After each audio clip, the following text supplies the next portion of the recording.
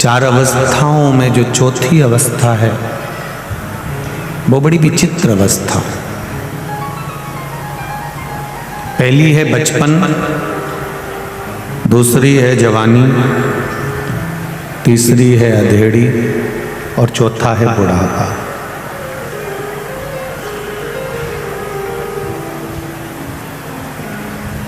हम हमारे पुराणों को, हमारे शास्त्रों को, हमारे वेदों को अगर हम देखें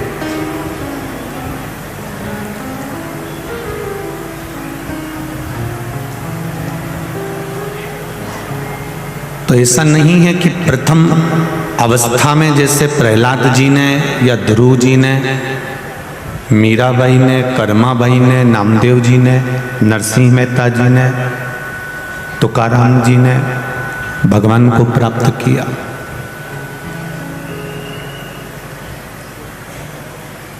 पर साथ में चतुर्थ अवस्था वालों को भी देखा जाए कि चौथी अवस्था में इन्होंने भी परमात्मा को प्राप्त किया।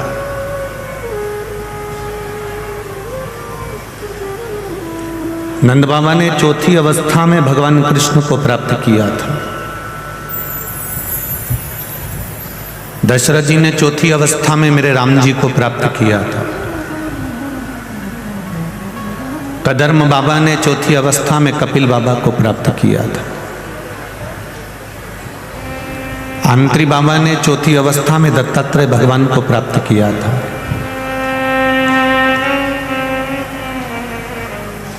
केवल ये अंदाजा लगाकर ना बैठे कि चौथी अवस्था में अब हम क्या करेंगे, हमारी अवस्था निकल गई, हमारी अवस्था निकल गई, अब हम किसी काम के नहीं रहे। ऐसा नहीं है।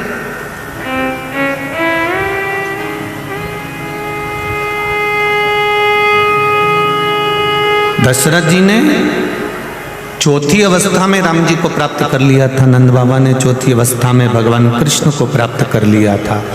शिव महापुराण की कथा कहती है जब 60 वर्ष की अवस्था आती है, गवर्नमेंट भी जब रिटायर कर देती है,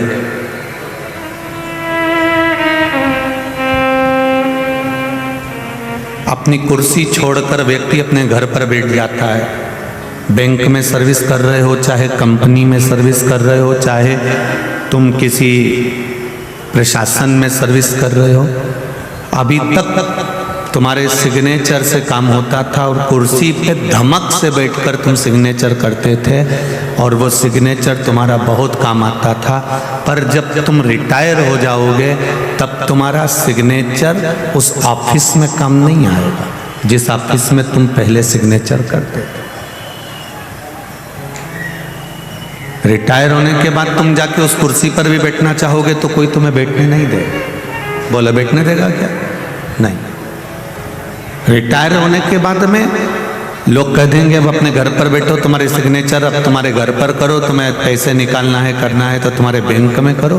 पर जिस कुर्सी पर, जिस आसन पर, जिस सिंहासन पर बैठकर आप सिग्नेचर करते थे और जो काम तुम्हारा सिग्नेचर से हो जाता था वो केवल तुम्हारे रिटायर होने के पहले है। रिटायर होने के बाद उस सिग्नेचर की मूलता नहीं। तो यहां शास्त्र कह रहा है कि जब तक कुर्सी पर हो तब तक तुम्हारे साइन काम करेंगे, उसके बाद वो साइन काम करना बंद कर देंगे। शिव पुराण भी कह रही है जब तक जिंदा हो तब तक तुम्हारा भजन काम करेगा, मरने के बाद की कोई गारंटी।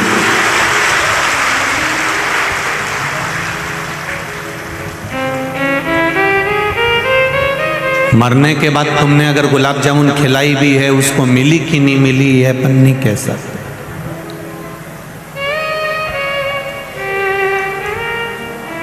पर जीते जी अगर तुमने गुलाब जामुन खिलाई है, जीते जी अगर तुमने भगवान का भजन करा है, जीते जी अगर तुमने मंत्र जाप करा है, जीते जी पंचाक्षर मंत्र नमः शिवाय, षडाक्षर मंत्र ओम नमः शिवाय, द्वादशाक्षर मंत्र ओम नमो भगवते वासुदेवाय, 2 अक्षर का मंत्र राम, 2.5 अक्षर का मंत्र कृष्ण या श्री शिवाय नमस्तुभ्यम भी अगर तुम जपे हो तो ये तुम्हारे संग चलने वाला,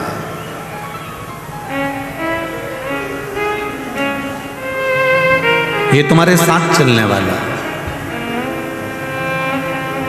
जब तक मृत्यु लोक पर हो, जब तक ये श्वासें चल रही है, तब तक भगवान का भजन करते चलो। जब श्वास चलना बंद हो जाएगी तो उस भजन की कोई मूलता नहीं रहेगी। तुम्हारे सिर के पास में अगर कोई शव पड़ा हुआ है, कोई बॉडी पड़ी हुई है और उसके पास में बैठकर कोई गीता जी भी सुना रहा है तो उससे उसको कोई सुनाई नहीं देगा।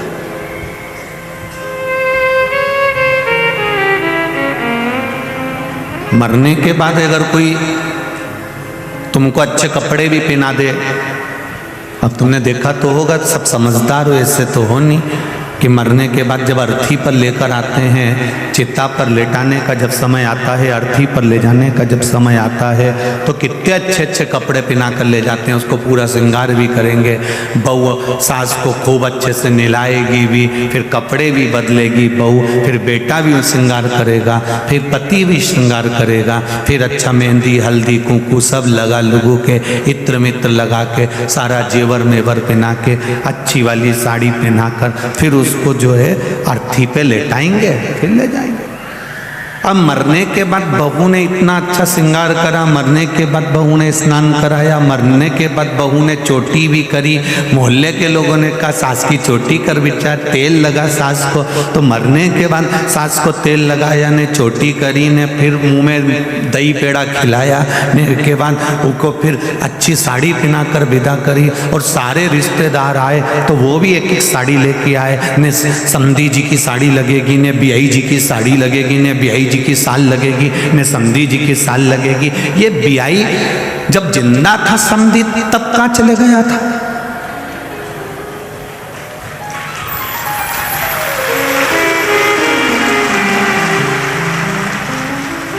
ये बहू इतना तेल लगा रही है, कंगा कर रही है, आंख से आंसुरा डालती जाए और जबरदस्ती का तेल लगाती जाए, ने महावूर लगाती जाए, ने मेहंदी लगाती जाए। जब सास जिंदा थी तो रोज सुबह शाम कोसती थी। क्यों री इंदौर वाली हो? सही है कि गलत है? जब जिंदा थी तो फिर जब तो खूब कोसा।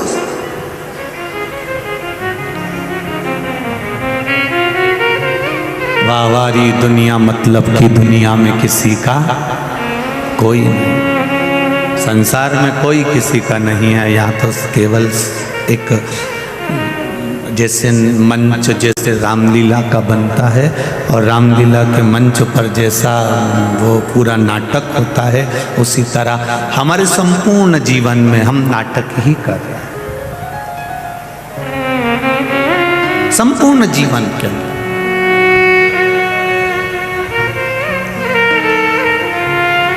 10-12 दिन सब रो लेते हैं, 12 दिन पूरे होते हैं, फिर सब आलू चना की सब्जी और पूड़ी, रायता, नुक्ती, सेव, कहीं कहीं पे गुलाब जामुन और कहीं कहीं खोपरा पाक।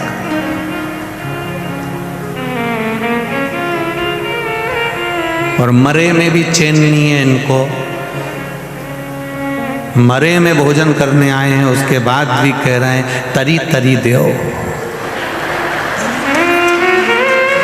उसके बाद भी कह रहे हैं कि तरी तरी दो। अरे ओ भेरू, अरे जरा विचार तो कर, वो मर गया बेचारा, सारे घर में गम और तुम कह रहे क्या तरी तरी दो थोड़ी, रायता में जरा नुक्ती तो आन दो जरा, और नमक लाओ, थोड़ा नमक कम है रायता में, जाओ। कुछ नहीं होगा, मरने वाला मरकर चले गया, सारी जमीन जायदाद, प्रॉपर्टी, गाड़ी, बंगला, हैंडसेट, चेन, अंगूठी, मोबाइल सब यहीं छोड़ गया, सब यहीं। और जो मरने वाला था वो चले गया, उसको बापड़ा को कहीं नहीं, थोड़ी सी गाय का घी और शक्कर और कंडा जला के ऊपर धूप दे दी, बाकी का सब तरी तरी खा लिया है और बेचारा वो घी शक्कर खा लिया। और इसमें ताली बजाने की कोई बड़ी बात नहीं थी। इसमें सोचने वाली बात है कि जैसे उसके साथ हुआ वैसा कि वैसा ही चाहे हम हो चाहे आप हो, संसार के प्रत्येक व्यक्ति के साथ वही होने वाला है। इसलिए जीते जी राम का नाम ले लो, जीते जी भगवान का भजन कर लो, जीते जी शिव मंदिर चले जाओ, जीते जी भगवत स्मरण करो। मरने के बाद का कोई प्रमाण नहीं है, आप जीते जी करो।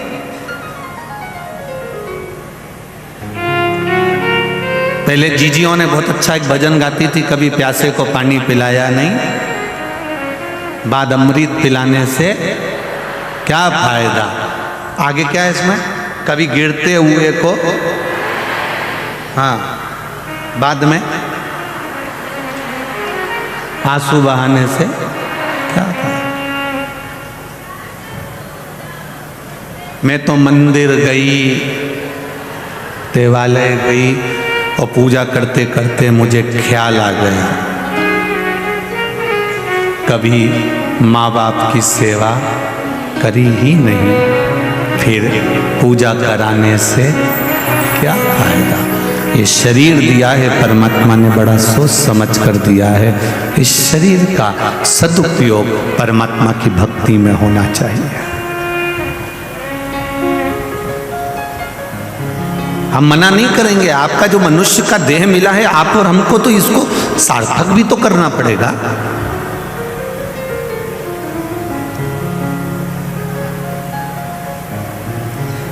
अगर ये मनुष्य का देह सार्थक नहीं हुआ, मानव का शरीर सार्थक नहीं हुआ, मानव का शरीर अगर सार्थकता की ओर नहीं गया तो जीवन बेकार। करो नौकरी, खूब दिल से करो, पर एक नौकरी मेरे परमात्मा की भी करिए, एक नौकरी मेरे भगवान की भी करिए।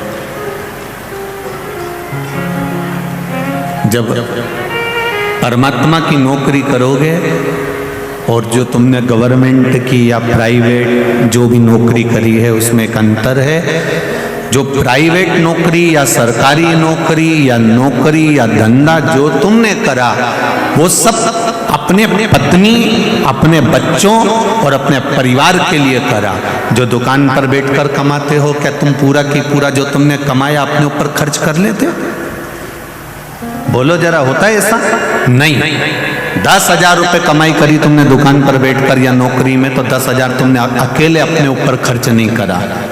इतना बड़ा मकान तुमने बनाया, उस मकान में भी तुम्हारा खुद का रहना तो एक केवल जरा सा 6 फीट का जो 8 फीट का जो पलंग होता है उस पर कितना रात्रि विश्राम करा, सुबह उठे, स्नान करा और फिर दुकान चले गए। छोटी सी जिंदगी।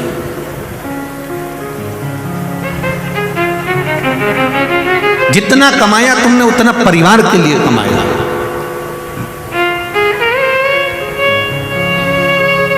जितना कमाया आपने उतना बच्चों के लिए कमाया है। पर जो दुकान पर, नौकरी में, सर्विस में, आपने व्यापार में जो कमाया वो पत्नी और बच्चों के लिए कमाया। पर ये शिव महापुराण के पंडाल में बैठकर, टीवी के सामने 3 घंटा बैठकर, मोबाइल हाथ में लेकर, यूट्यूब फेसबुक पर कथा सुनकर ये जो कमाई कर रहे हो, ये कमाई तुम्हारी बच्चों और पत्नी की, परिवार की नहीं, खुद की, अपनी स्वयं की कमाई है।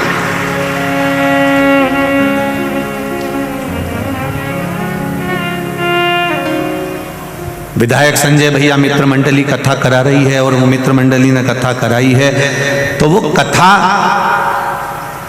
अगर उन्होंने कराई है तो उस कथा का फल यही है कि अपने जीते जी अपनी जो कमाई हुई, अर्थात भगवत भजन की कमाई, राम नाम, कृष्ण नाम की कमाई, शिव नाम की कमाई, भगवत स्मरण की कमाई,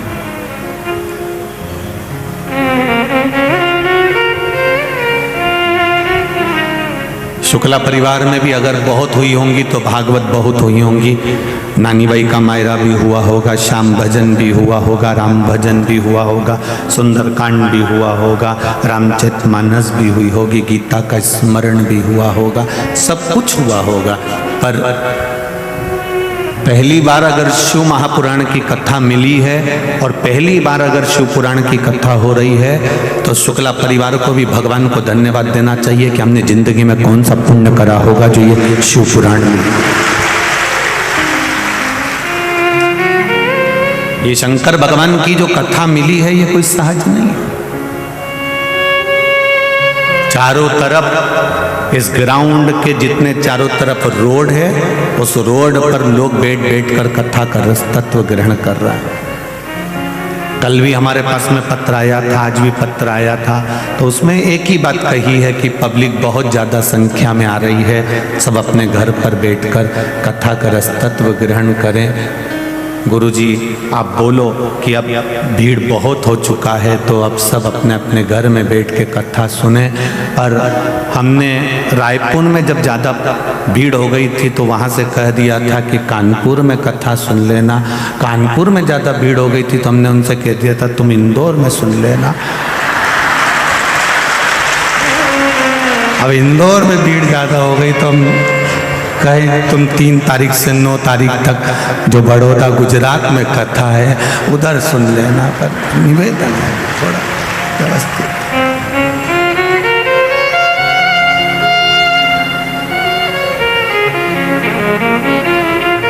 भक्ति है आपकी, आपका विश्वास है, आपका भरोसा है।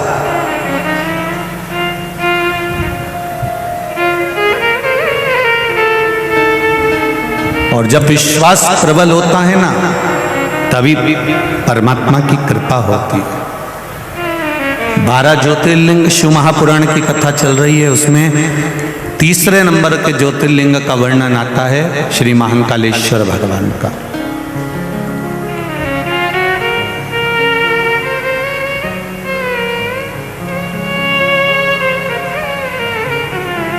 अवंतिका नरेश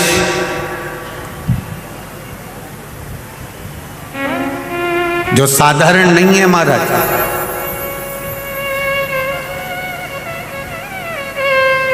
पूरी दुनिया में नगर का राजा, क्षेत्र का राजा रात भर रुक सकता है, पर अवंतिका की भूमि पर, उज्जैन की भूमि पर जहां पर मेरा महाकाल राजा बैठा है वहां दूसरा राजा नहीं रुक सकता।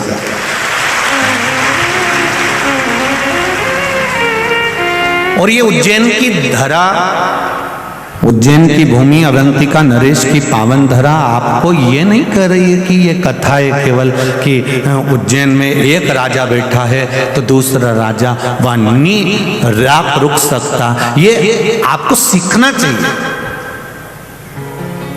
जब उज्जैन में एक राजा बैठा है तो दूसरा राजा रात्रि भर, बोलो जम के, नहीं रुक सकता, तो तुम्हारे दिल में अगर महाकाल बैठा है तो दूसरा घुसता कैसे है?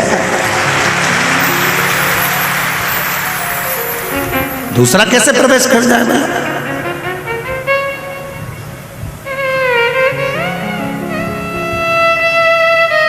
कई लोग कहते हैं धर्म परावर्तन हो रहा है, धर्म परावर्तन हो रहा है, लोग धर्म बदल रहे हैं, धर्म बदल रहे हैं, कोई हमारे सनातन धर्म को तोड़ा जा रहा है दूसरे। हम कहते हैं एक बार उसके दिल में, एक बार उसकी चित्तवृत्ति में, एक बार उसके मन में अगर देव अधिदेव महादेव आकर बैठ गए तो ये मेरा विश्वास है जब एक राजा बैठ जाता है तो दूसरा घुस ही नहीं पाता है।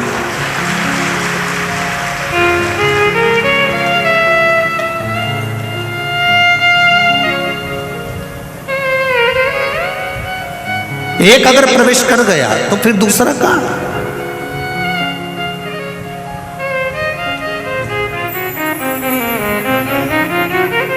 और जो एक बार अगर परमात्मा की कथा में पहुंच गया, एक बार भगवान शिव की भक्ति में पहुंच गया, एक बार भगवान शंकर की अविरल भक्ति की ओर पहुंच गया, जो एक बार भगवान शंकर से जुड़ गया, जो एक बार अपने घर पर पार्थिव शिवलिंग का निर्माण करने लगा या पूजन करने लगा या शंकर जी के मंदिर जाकर एक लोटा जल चढ़ाने लगा या भूल से भी एक बेलपत्री वो भगवान शिव के मंदिर पर चढ़ाकर आ गया, तो ये निश्चित है कि उसके दिल में मेरा महाकाल राजा विराजमान हो चुका है, अब वो भटकेगा नहीं, ये निश्चित था।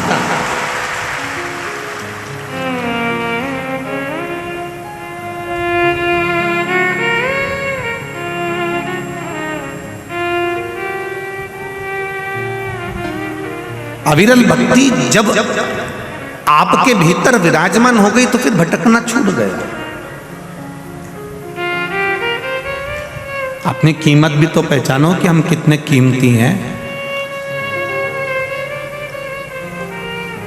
जितनी कीमत हीरे की नहीं है, जितनी कीमत सोने और चांदी की नहीं है, जितनी कीमत किसी प्रॉपर्टी की नहीं है, जितनी कीमत किसी मॉल की नहीं है, जितनी कीमत किसी जगह की नहीं है, उससे 1000 करोड़ों गुना कीमत तुम्हारी है, क्योंकि तुम में वो बल है कि ऐसे कई प्रॉपर्टियां तुम अपने बल पर खड़ी कर सकते हो। ऐसे कितने हीरे और कितने सोना चांदी, अंबानियां, प्लाट, मकान, मॉल एक अकेला व्यक्ति अपने बल पर खड़ा कर सकता है। वो चेतना, वो बल परमात्मा ने तुम्हें देकर भेजा।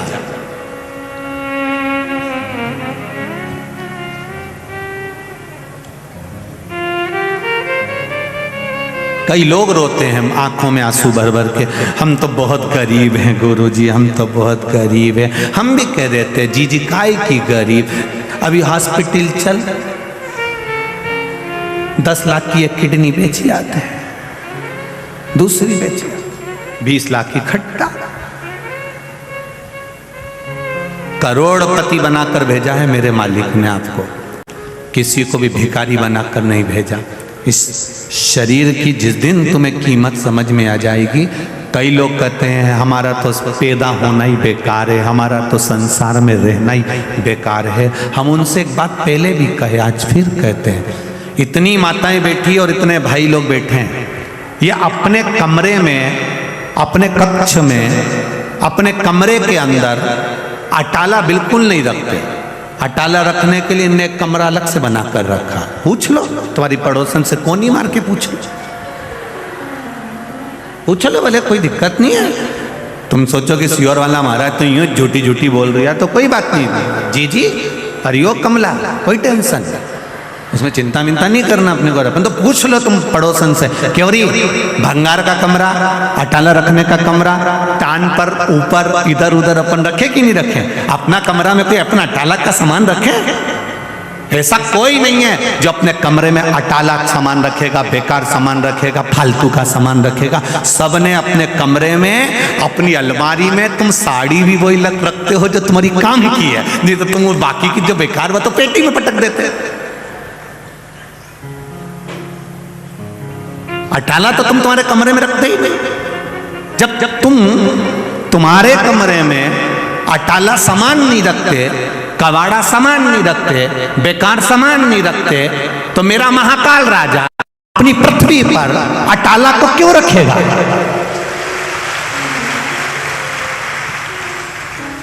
बैकुंठ भगवान विष्णु का है, ब्रह्मलोक ब्रह्मदेव का है, इंद्रलोक इंद्रदेव का है, पर मृत्यु लोक तो मेरे महादेव का है। ये उसका घर है, उसका कमरा है। पृथ्वी पर भगवान उसी को पैदा करता है, उसी को जन्म देता है जिसको भगवान जानता है कि ये जन्म लेकर कुछ अच्छा कर सकता है, इसमें वो बल है, इसमें वो ताकत है कि ये संसार का उद्धार कर सकता है, उसको पैदा करता है। नहीं तो करते ही नहीं। वो तो कई माताओं के गर्भ में 4 महीने का, 6 महीने का, 8 महीने का, 15 महीने का, देखो बच्चा शांत हो जाए, 6 महीना 9 महीने का बच्चा हुआ शांत हो गया, कई पैदा होकर शांत हो जाए, कई 2 महीने का शांत हो जाए। माँ रोती है, बिलखती है, मेरा 2 महीने का बच्चा चले गया, मेरा 6 महीने का चले गया, मेरा 4 महीने का चले गया। पर भगवान से कोई पूछे इसका 4 महीने का क्यों गया, इसका 6 महीने का क्यों गया, इसका 3 महीने का क्यों गया? पार्वती जी शिव जी से पूछ ले कि तुमने इसके बच्चे को क्यों गिरवा दिया? ये बच्चा तो इसका पूरा होना था, 9 महीने का होना था, फिर इसको 8 महीने में, 7 महीने में, 6 महीने में क्यों समाप्त कर दिया? शंकर भगवान बोले मुझे अपने घर में अटाला नहीं रखना। जो काम का होगा उसी को मैं रखूंगा, जो काम का नहीं है उसको मैं नहीं रखूंगा। कितना झगड़ा हुआ एक बार पार्वती जी का शिव जी के साथ में। शाम का समय था, पार्वती जी भगवान शंकर जी के साथ में घूमने निकली थी। भ्रमण करते करते माता पार्वती जी ने एक बच्चे को देखा जिसके हाथ विकलांग थे, हाथों से विकलांग था। सारे बच्चे नदी में कूद कूद कर नहा रहे थे, तालाब में कूद कूद कर नहा रहे थे। ये बेचारा घाट पर बैठा हुआ, हाथ विकलांग थे, तो ये बेचारा देख रहा था। पार्वती जी को दया आ गई। पार्वती जी ने कहा भोलेनाथ ये बेचारे के हाथ आप दे क्यों नहीं देते? कितना दुखी हो रहा है, इतना सा बच्चा हो रहा, कितना दुखी हो रहा। शिव जी बोले नहीं पार्वती, ब्रह्मा जी ने लिखा है इसके भाग्य में पूर्व का अगर कोई कर्म होगा उसके कारण बस इसको तकलीफ भोगना पड़ रही है, तो मैं हाथ नहीं दे सकता। पार्वती जी आई कैलाश पर, उन्होंने भोजन करना बंद कर दिया। शंकर भगवान ने कहा पार्वती कुछ भोजन करो। नहीं, जब तक उस बच्चे के हाथ नहीं आ जाते तब तक मैं भोजन नहीं करूँ। शंकर जी बोले पार्वती थोड़ा समझो, किसी कारण बस देना होता तो मैं खुद दुख काट देता, मैं दे देता, परंतु नहीं। पार्वती जी बोली मेरे कहने पे देना पड़ेगा। शिव जी ने कहा ठीक है। शंकर भगवान ने तथास्तु करा, उसके दोनों हाथ अच्छे कर दिए। दूसरे दिन वो नदी में नहाने गया, तालाब में नहाने गया। जैसे ही नदी तालाब में नहाने गया, दूसरे जो बच्चे पानी में तैर रहे थे, दूसरे बच्चे जो पानी में नहा रहे थे, नहाते नहाते उन बच्चों को दूसरा जो जिसको माता पार्वती के कहने पर देवाधिदेव महादेव ने हाथ दिया था,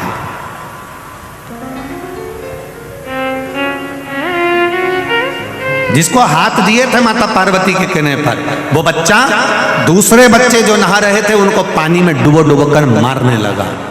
पूरे गांव में लोग रो रहे हैं, पूरे गांव में हाहाकार मची है, सब तरफ लोग आंसू बहा रहे हैं। पार्वती जी आज शिव जी के साथ में घूमने निकली तो पूछा प्रभु ये क्या हो रहा है, ये पूरा गांव क्यों रो रहा है? कहा इनके बच्चे मर गए। इतने सारे घर में बच्चे मर गए, किसने मारा? इन बच्चों को कौन ने समाप्त करा? कहा जिसको तुमने हाथ दिलवाए हैं वापिस, उसने इनको समाप्त कर दिया। पार्वती मैंने मना करा था कि ब्रह्मा जी की लेखनी को मत पलटवाओ, पर तुम नहीं मानी। मैंने सोचा था कि इसका पेट कैसे भराएगा। शिव जी कहते अगर हाथ नहीं भी काम करते तो पेट भरने की जवाबदारी मेरी होती, पर तुमने बदलवाया इसलिए सारे घर के दिए बुझ गए। ये समझना है हमें।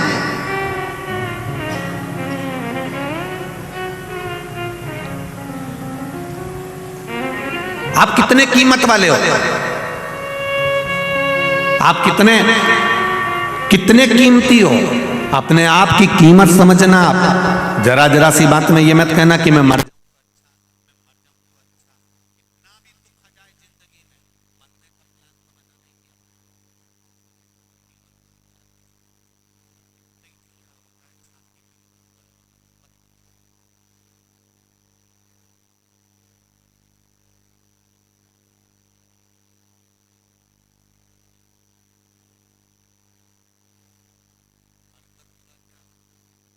मरने के बाद क्या वापस दूसरी बार मनुष्य का शरीर मिल जाएगा क्या? नहीं। ये मानव का जो शरीर मिला इसकी कीमत समझो, और जिस दिन इसकी कीमत तुम्हें समझ में आ गई, जिस दिन इसकी कीमत तुम्हारे जीवन में समझ में आ गई, फिर आपको जीवन में कभी दुख नहीं होगा।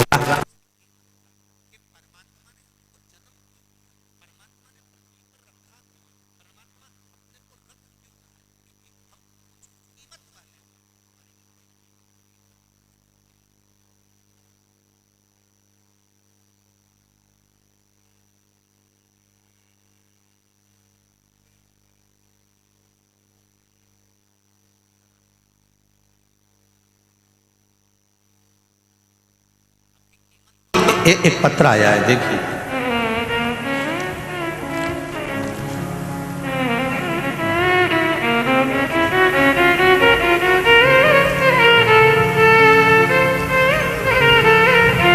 संगीता शांताराम खराड़े, महाराष्ट्र, चुन्नर तालुका गांव, मोबाइल नंबर ये है। आप कौन हैं? हाथ हिलाइएगा जो आई हो। आप ही हैं?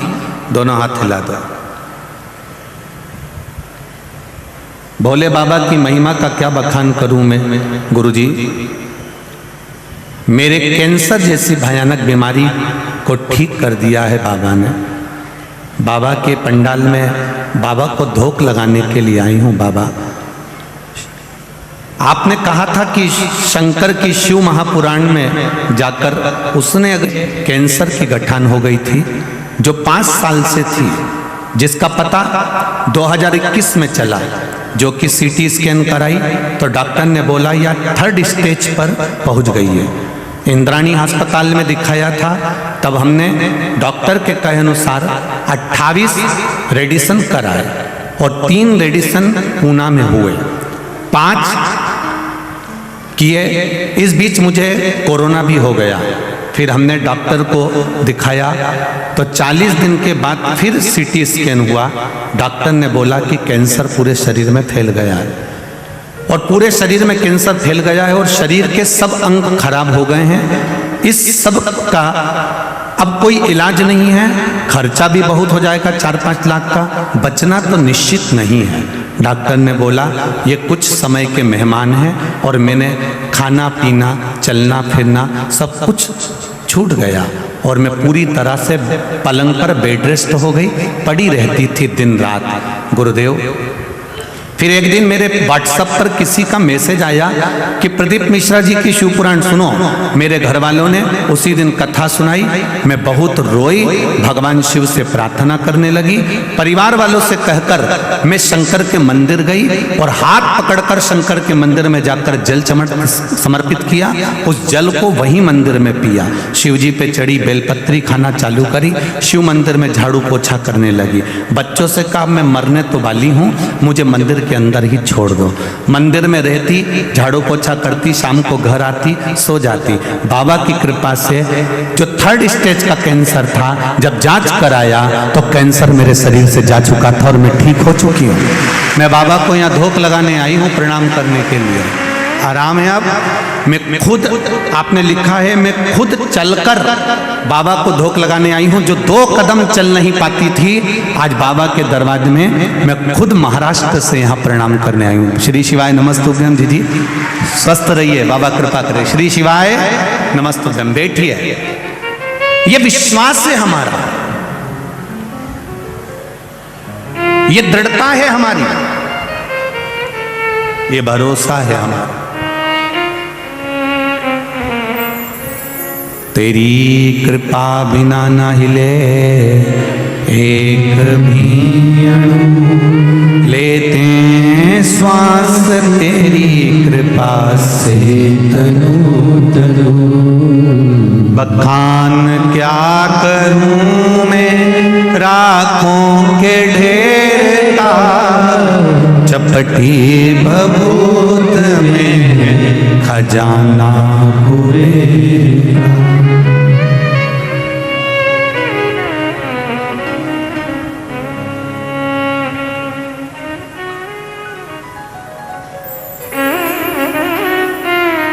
कोई ने एक मैसेज में लिखा,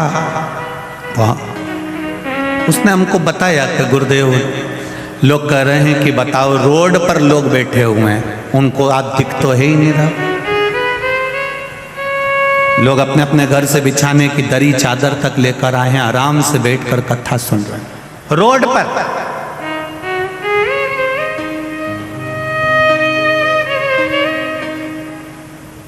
ये इंदौर के इतिहास की पहली कथा है जहां रोड पर बैठकर लोग कथा सुन रहे हैं। पूरे ग्राउंड के आसपास जितनी रोड है सब जगह पर। उन्होंने कहा गुरुदेव, ये रोड पर बैठे हैं, ना दिख रहे हो आप, कथा का रस तत्व सुन रहे हैं, इसका क्या फल है? हमने कहा हमारे पूर्वजों ने एक बात हमको सिखाई थी, अभिषेक करने भले शंकर जी के पास एक अकेला व्यक्ति बैठ जाए, हजारों के लोग अगर अभिषेक का लाभ लेना चाहते हैं तो हमारे पूर्वजों ने सिखाया है कि जो जलाधारी ऊपर रहती है, जिसमें जल डाला जाता है, श्रृंगी से पानी चढ़ाया जाता है, उसमें एक डोरा बांध दिया जाता है। वो डोर जितना लंबा चले जाता है, उसको लोग जितना स्पर्श कर लेते हैं, उतना उस अभिषेक का फल जितना जजमान को मिल रहा है उतना ही उसको भी प्राप्त होता है। ये शिव पुराण हमारे पूर्वजों ने हमको सिखाया है। कल कथा में था, बेलपत्री का मात्र स्पर्श ही हमको सुख दे गया। बेलपत्री का केवल स्पर्श। तो जितने लोग रोड पर बैठकर कथा सुन रहे हैं, ये मत सोचना कि हमें दिख नहीं रहे हो, हमें पोथी का दर्शन नहीं हो रहा, तुम चिंता ना करो। आप शिव महापुराण का जो अभिषेक चल रहा है, शिव महापुराण की जो 3 घंटे की कथा चल रही है, उसकी डोरी आपके हाथ में है, आपको उसका फल जरूर मिलेगा, ये निश्चितता। जितने टीवी के सामने सुन रहे, जितने मोबाइल पर सुन रहे, इसका फल आपके भाग्य में, आपके अनुसार। ये माता ने लिखा कि कैंसर जैसी बीमारी, आप 3rd स्टेज का अगर व्यक्ति को कैंसर है, वो पलंग से नहीं उठ पा रहा है, पलंग नहीं छोड़ पा रहा है, जो पड़ा हुआ है, उसने सुन ली कथा में कि शंकर जी के मंदिर जाओ, 1 लोटा जल चढ़ाओ। ना ये सीवर वाले से कभी मिली, ना सीवर वाला इनसे मिला, क्योंकि इतने लोग आते हैं, किस किस से मिलोगे? कहाँ मिलना?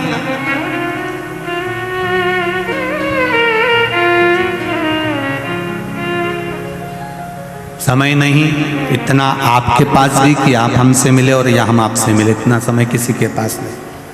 केवल आप लोगों का जो भाव है इन पत्रों के माध्यम से आ जाता है, वो भी जितने पढ़ाते हैं पढ़ लेते हैं, बाकी के यहाँ पर रखे रहते हैं। इंदौर वालों के लिए छोड़ के चले जाएंगे, बाद में तुम पढ़ते रहना, आराम से बैठकर निकालते रहना। उसमें मोबाइल नंबर भी है, सबसे बात भी कर लीजिए। खुशी जीवन की आपको। उज्जैन के महाकाल बाबा का 3 ज्योतिर्लिंग का जो वर्णन किया गया, ये साधारण नहीं है मेरा महादेव।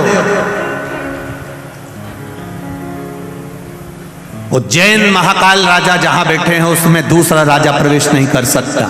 उसी तरह जिसके दिल में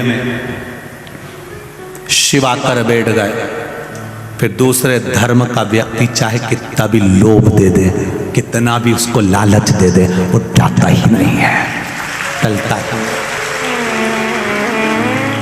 नहीं जाएगा।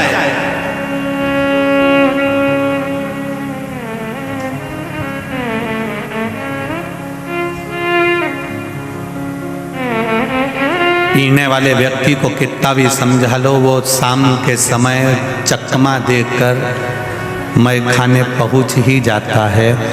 जिसके भीतर शिव महापुराण की कथा का रस, नशा एक बार हो जाता है, वो ये नहीं देखता कि अंदर बैठकर कथा सुन रहा हूं कि बाहर बैठकर, उसको तो केवल अपनी मस्ती में कथा का लाभ ले रहा है, उसको मतलब नहीं है।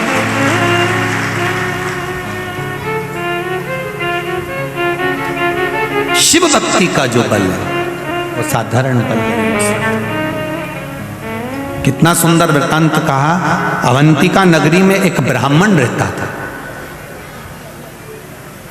वैसे तो पूरी अवंतिका नगरी ब्राह्मणों से भरी हुई थी।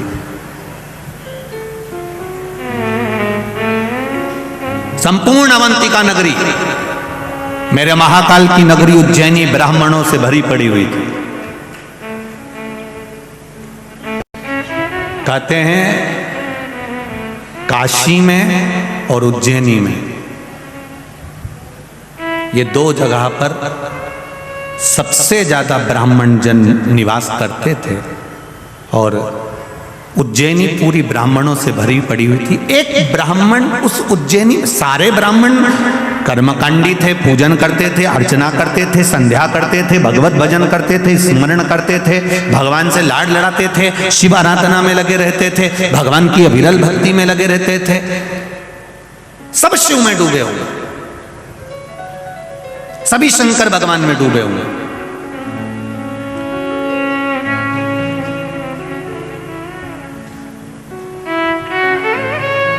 पहले था क्या?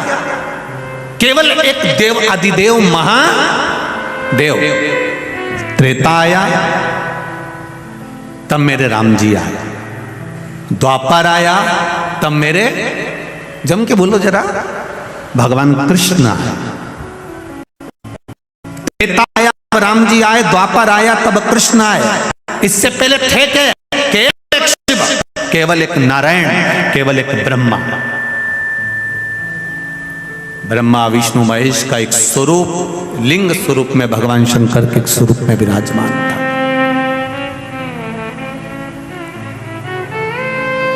अब पूरे अवंतिका में ब्राह्मण एक ब्राह्मण एक ऐसा था जिसको वेद की प्रियता थी, जिसको भजन की प्रियता थी, जिसको भक्ति की प्रियता।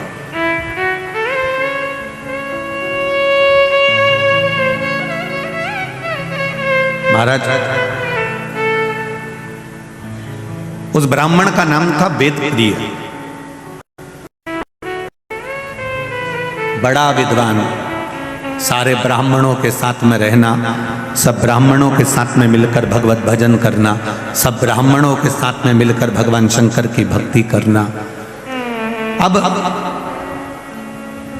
शिव की भक्ति में दिन रात डूबा रहता था, दिन रात।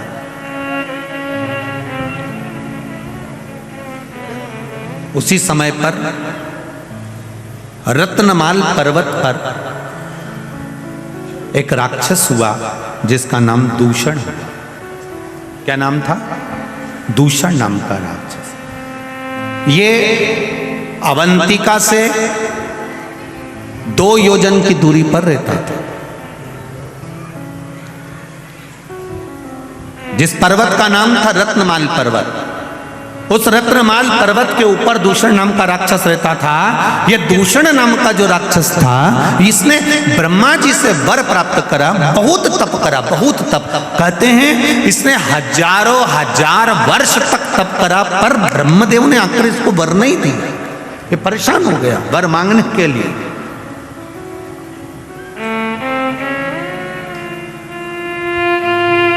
आखिरी में ब्रह्मा जी को फिर आना पड़ा और ब्रह्मा जी ने कहा मांग तुझे क्या चाहिए।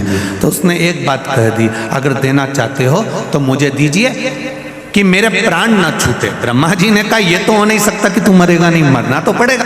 जन्म लिया है, मृत्यु लोक में आए हो, इस पृथ्वी पर अगर जन्मे हो तो मरना निश्चित है। ये आपको पहले भी कथा में कहा कि बादाम खाओगे तो भी मरोगे, नी खाओगे तो भी मरोगे, रोटी खाओगे तो भी मरोगे, नी खाओगे तो भी मरोगे, कथा सुनोगे तो भी मरोगे, नी सुनोगे तो भी मरोगे। हाँ, कहीं का महाराज तुम्हें गारंटी दे दे कि तुम कथा सुनोगे तो नहीं मरोगे, तो हमको भी मिला देंगे, हम और 25-50 साल ज्यादा कथा और बात चलेंगे, उसमें क्या दिक्कत?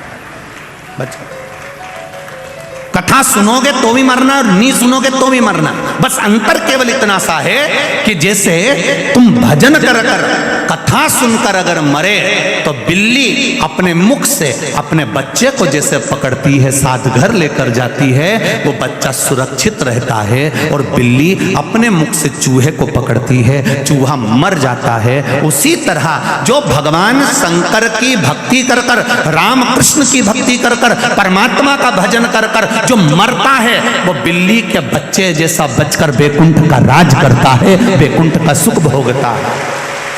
और जो परमात्मा की भक्ति में नहीं डूबा, केवल शरीर को सुंदर बनाया, अच्छा अच्छा कपड़ा पहना, खूब परफ्यूम लगाया, 2 घंटे तक धागे से सेट कराया, जिसने अपनी जिंदगी पूरी केवल ऐश और राम में निकाल दी, कभी मुख से राम नहीं किया, कभी मुख से कृष्ण नहीं किया, कभी मुख से शिव नहीं किया, कभी अपने बुजुर्गों का सम्मान आदर नहीं करा, कभी घर के बड़ों के सत्कार में खड़े नहीं हुए, फिर इनकी जिंदगी वो चूहे जैसी होती है जो कभी भी निपटता है तो बड़ा भयंकर निपटता है, बड़ा भयंकर।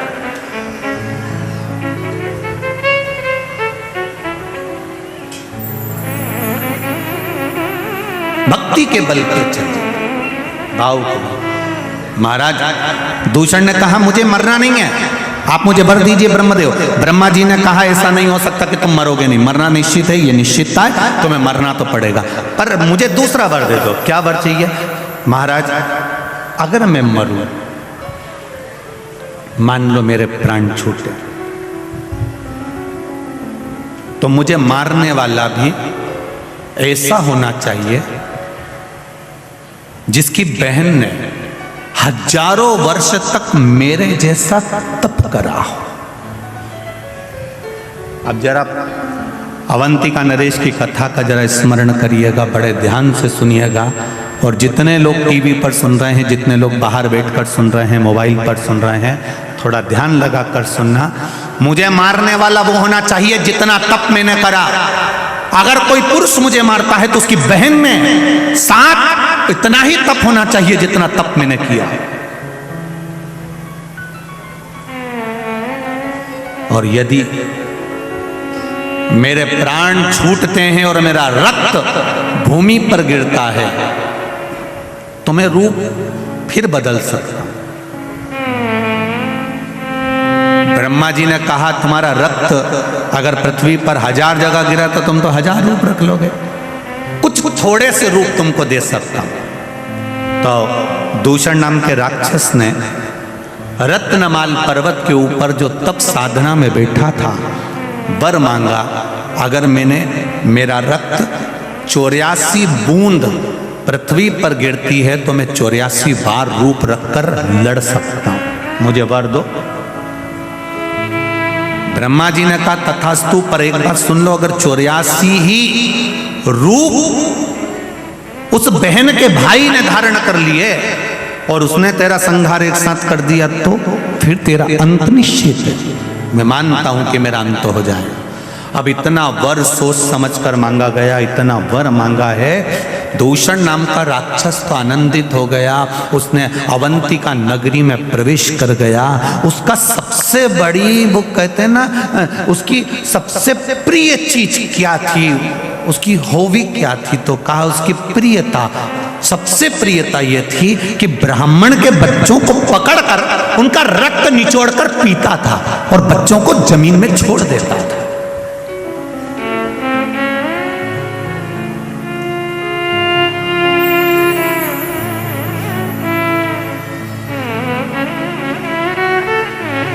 कई लोग कहते हैं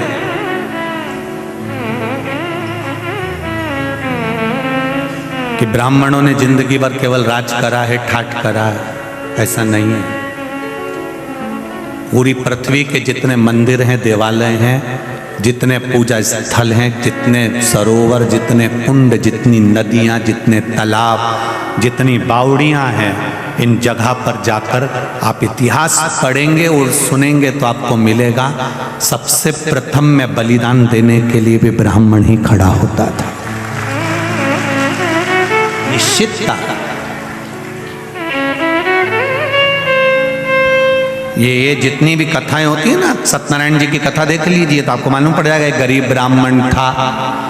एकादशी की कथा निकालिए, उसमें आ जाएगा एक गरीब ब्राह्मण था। सारी कथाओं को निकाल कर देखिए, उसमें लिखा मिलेगा आपको कि एक गरीब ब्राह्मण था। इस जगह पर किसी बढ़िया को नहीं बोला, इस जगह पर किसी अन्य व्यक्ति को नहीं बोला। क्यों? ब्राह्मण का नाम लेकर मार्क इसलिए करा गया जिससे ब्राह्मण अपने भीतर शांति रखता है। अगर उसका नाम लिख भी दिया तो उसको कोई चिंता नहीं है, कम से कम हमारी नाम पढ़कर लोगों को मार्ग तो मिल जाएगा, लोग संभल तो जाएंगे, लोग सुधर तो जाएंगे। ठीक है, उतना।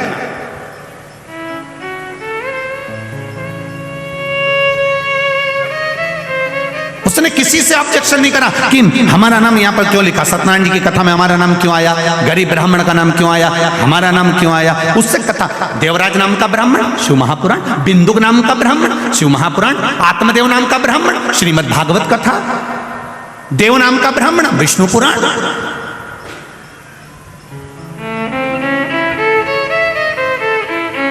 कल्याण नाम का ब्राह्मण, कुर्म पुराण, आप उठाओ, एक एक पुराण में सबसे पहले कथा चालू होती है, तो वहां पर उसके क्यों, क्योंकि उससे अगर कथा का प्रारंभ हो रहा है तो कोई को ये बुरा ना लगे। कहीं अगर किसी व्यक्ति का नाम लिख देते, किसी अन्य वर्ण का स्मरण कर देते, तो उनको लगता कि हमारा नाम लिख दिया, तो उन्होंने कहा इसी का लिख दो, इससे मार्ग तो मिलेगा। कोई बात नहीं है, सहनशील है, शांति का प्रतीक है, इसके भीतर धीरजता रहेगी, कोई बात नहीं। तो यहां वर्णन किया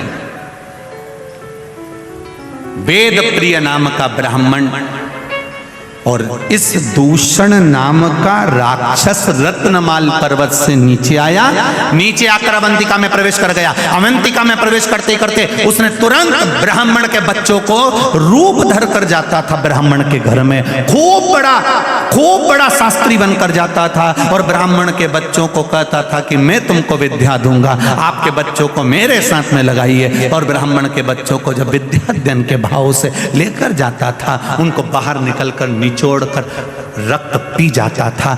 सारे ब्राह्मणों के घरों में रोज का हाहाकार मचा होता था, रोज रोते थे, रोज आंसू ढलते थे, प्रतिदिन शव निकलते थे, बिलखते लोग।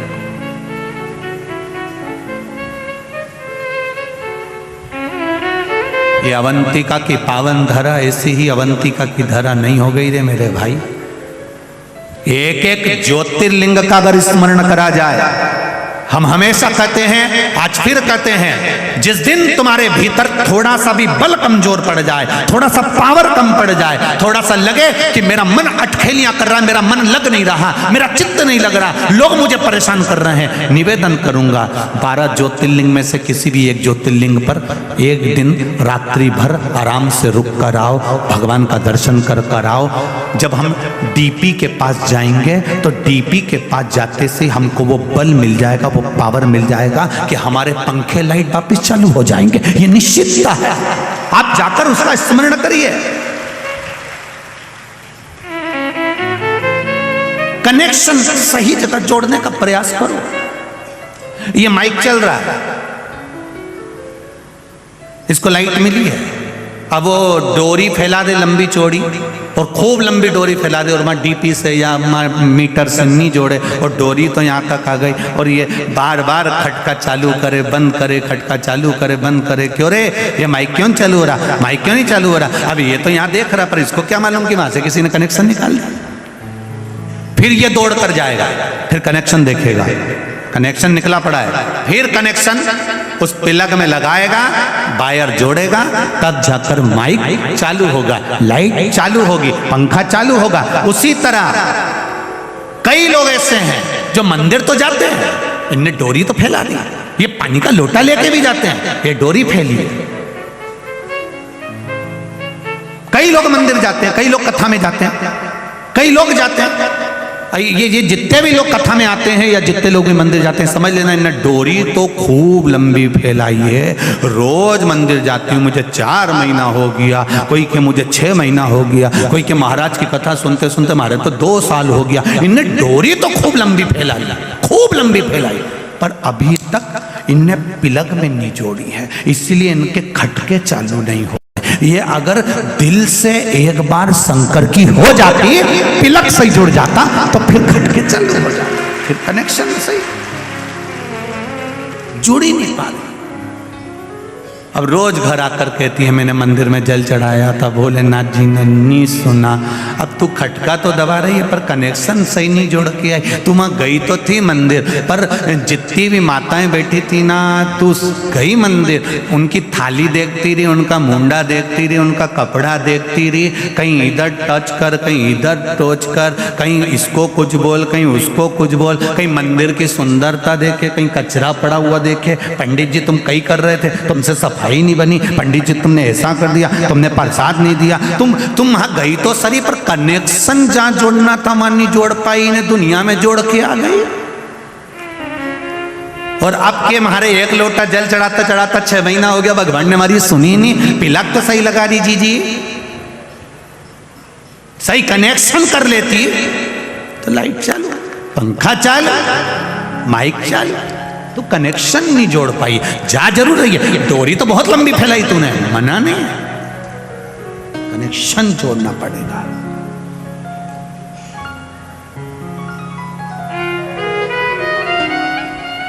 जितने भी लोग भगवान के मंदिर जाते हैं उनसे निवेदन है, दिखावे से मत जाना, बिल्कुल मत जाओ दिखावा करने के लिए, और कथा में भी भीड़ बढ़ाने के लिए बिल्कुल मत जाओ। कनेक्शन जोड़ना है हमें हमारे महादेव से। जैसे ये बहन आई, उसने कहा 3rd स्टेज का कैंसर था, पर शिवजी के मंदिर में वो लोटा लेकर, शरीर ऐसा था कि पलंग पे से उठ नहीं सकती थी, फिर भी उसके परिवार वालों के साथ हाथ पकड़ के शंकर जी के मंदिर तक गई। मतलब दिल से कनेक्शन जोड़ लिया था कि शिव पुराण में महाराज ने बोला है तो मेरा भोलेनाथ मुझे सही करेगा, अब वो करेगा। कनेक्शन जुड़ गया, सही हो गई। अब कनेक्शन ही सही नहीं जोड़ता और ये जाती रहती ये पोछा लगाए, झाड़ू लगाए। अब न कई माताएं ऐसी है कि दूसरे को दिखाने के चक्कर में झाड़ू उठा के झाड़ रही है। ये तो वही बहू जैसा हाल, चाय बना के ले आई ट्रे में धर के। दूसरे को दिखाने के लिए हमें झाड़ू नहीं लगाना, दूसरे को दिखाने के लिए हमें जल नहीं चढ़ाना, दूसरे को दिखाने के लिए हमें पशुपति व्रत नहीं करना, दूसरे को दिखाने के लिए हमें शंकर भगवान का गुणगान नहीं करना, हमें दिखावे से दूर रहना। मेरे भोलेनाथ जी को दिखावा प्रिय नहीं है। मेरे शंकर भगवान को दिखावा कोई मतलब का नहीं, उसको चाहिए ही नहीं तुम्हारा दिखावा। तुम तो तुम्हारे पास रखो, वो शंकर जी कहते हैं मुझे चाहिए ही नहीं, तुम तो 1 लोटा पानी उंडेल के चले जाओ।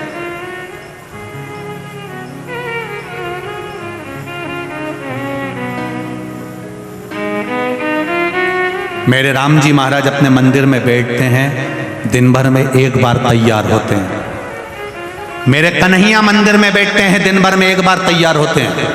मेरे भगवान विष्णु मंदिर में बैठते हैं, दिन भर में 1 बार तैयार होते हैं। दत्तात्रेय भगवान मंदिर में बैठते हैं, दिन भर में 1 बार तैयार होते हैं। देवी मैया मंदिर में बैठती है, दिन भर में 1 बार तैयार होती है। केवल 33 कोटि देवी देवता में केवल एक महादेव है जो जितनी बार जल चढ़ाने आता है उतनी बार तैयार कर जाता है, श्रृंगार कर। क्यों, किस लिए? कहीं पंडित जी कह देते हैं मैंने अभी श्रृंगार करा है, पानी मत चढ़ा देना, पर कहीं की रहती है मैं तो चढ़ाऊंगी जा। यहां शिवपुराण कह रही है सारे देवी देवता 1 बार तैयार होकर बैठ जाते हैं, मेरा महादेव दिन भर तैयार होता है, 24 घंटे तैयार होता है। क्यों तैयार होता है? स्कंद पुराण में कहा वेद व्यास जी ने कि शंकर भगवान बार बार तैयार इसलिए होते हैं, वो अपने भक्तों को बल प्रदान कर कहते हैं कि हिम्मत मत हारना, दुनिया के लोग तेरे करे धरे पर पानी छोड़कर जाएंगे तो फिर तैयार होकर आगे बढ़ जाना। क्या स्कंद पुराण में वेद व्यास जी कहते हैं भगवान शंकर प्रेरणा देते हैं अपने भक्तों को, अपने गणों को कि दुनिया के लोग पानी चढ़ाकर जाएंगे फिर तैयार होकर बैठ जाना, घबराना नहीं, फिर तैयार हो जाए। 1 बार कहीं का गिराएगा, 2 बार नीचे गिराएगा, 3 बार नीचे गिराएगा, बार बार पांव पकड़ कर गिराएगा, कितनी बार। वो एक संत की कथा आती है, संत महाराज स्नान कर आ रहे थे, ऊपर बैठा हुआ व्यक्ति ने ईर्ष्या भाव से संत के ऊपर थूक दिया, पान खा के बैठा था, थूक दिया, संत वापिस चले गए, फिर नहाया, उसने फिर थूक दिया, वो फिर गए, फिर नहाए, फिर थूक दिया, खूब थूका, आखिरी में मुंडा में पान खत्म हो गया। अब बापड़ा थूक के बता, अब और थूकता रहा तो मुंडा में थूक ही खत्म हो गया। अब उसको पानी पीने की जरूरत पड़ रही, पानी भी नहीं, नीचे आ गया। संत के चरणों में आकर बोला गुरुदेव मैंने आपके ऊपर इतना थूका, इतने अपशब्द कहे, इतनी गालियां दी, इतनी आड़ा टेढ़ा बोला, इतना थूका, गुरुदेव आपको बुरा नहीं लगा? गुरुजी ने उसके चरणों को प्रणाम करा, रोज गंगा की 1 डुबकी लगाता था, बापड़े तेरे चक्कर में 100 लग गई, तेरे चक्कर में ये 100 डुबकी लगी, नहीं तो मैं कभी नहीं लगाता, इतनी डुबकी तो कभी नहीं लगाता, पर तू थूकता था, मैं स्नान करने जाता था, मेरे मालिक ने कितनी कृपा कर दी कि मुझसे 100 डुबकियां लगवा ली। यही विचार हमारे भीतर आना चाहिए, हारना नहीं, एक बार अगर पानी चढ़ाकर चले गया, दूसरी बार मेरा भोलेनाथ फिर तैयार है, फिर पानी चढ़ाया फिर तैयार है, फिर पानी चढ़ाया फिर तैयार है। मेरे शंकर भगवान कहते हैं मैं नहीं घबराता, फिर तैयार होकर बैठ जाता हूं, फिर तैयार। क्यों घबराना? एक बार दुकान खोली, हार गए, नहीं जमी, फिर दूसरी खोली, नहीं जमी, कोई बात नहीं। सुसाइड का मत सोचना, दुख मत मनाना, ये मत सोचना कि बर्बाद हो गया, बिल्कुल नहीं। फिर तैयारी कर, और अब की बार तैयारी करे तो महाकाल राजा पर, देवाधिदेव महादेव पर छोड़ दे, फिर तैयारी। मैंने एक एग्जाम दिया नहीं हुआ, दूसरा एग्जाम दिया नहीं हुआ, तीसरा एग्जाम दिया। एक बच्चे ने लिखा है, छोटा सा बच्चा,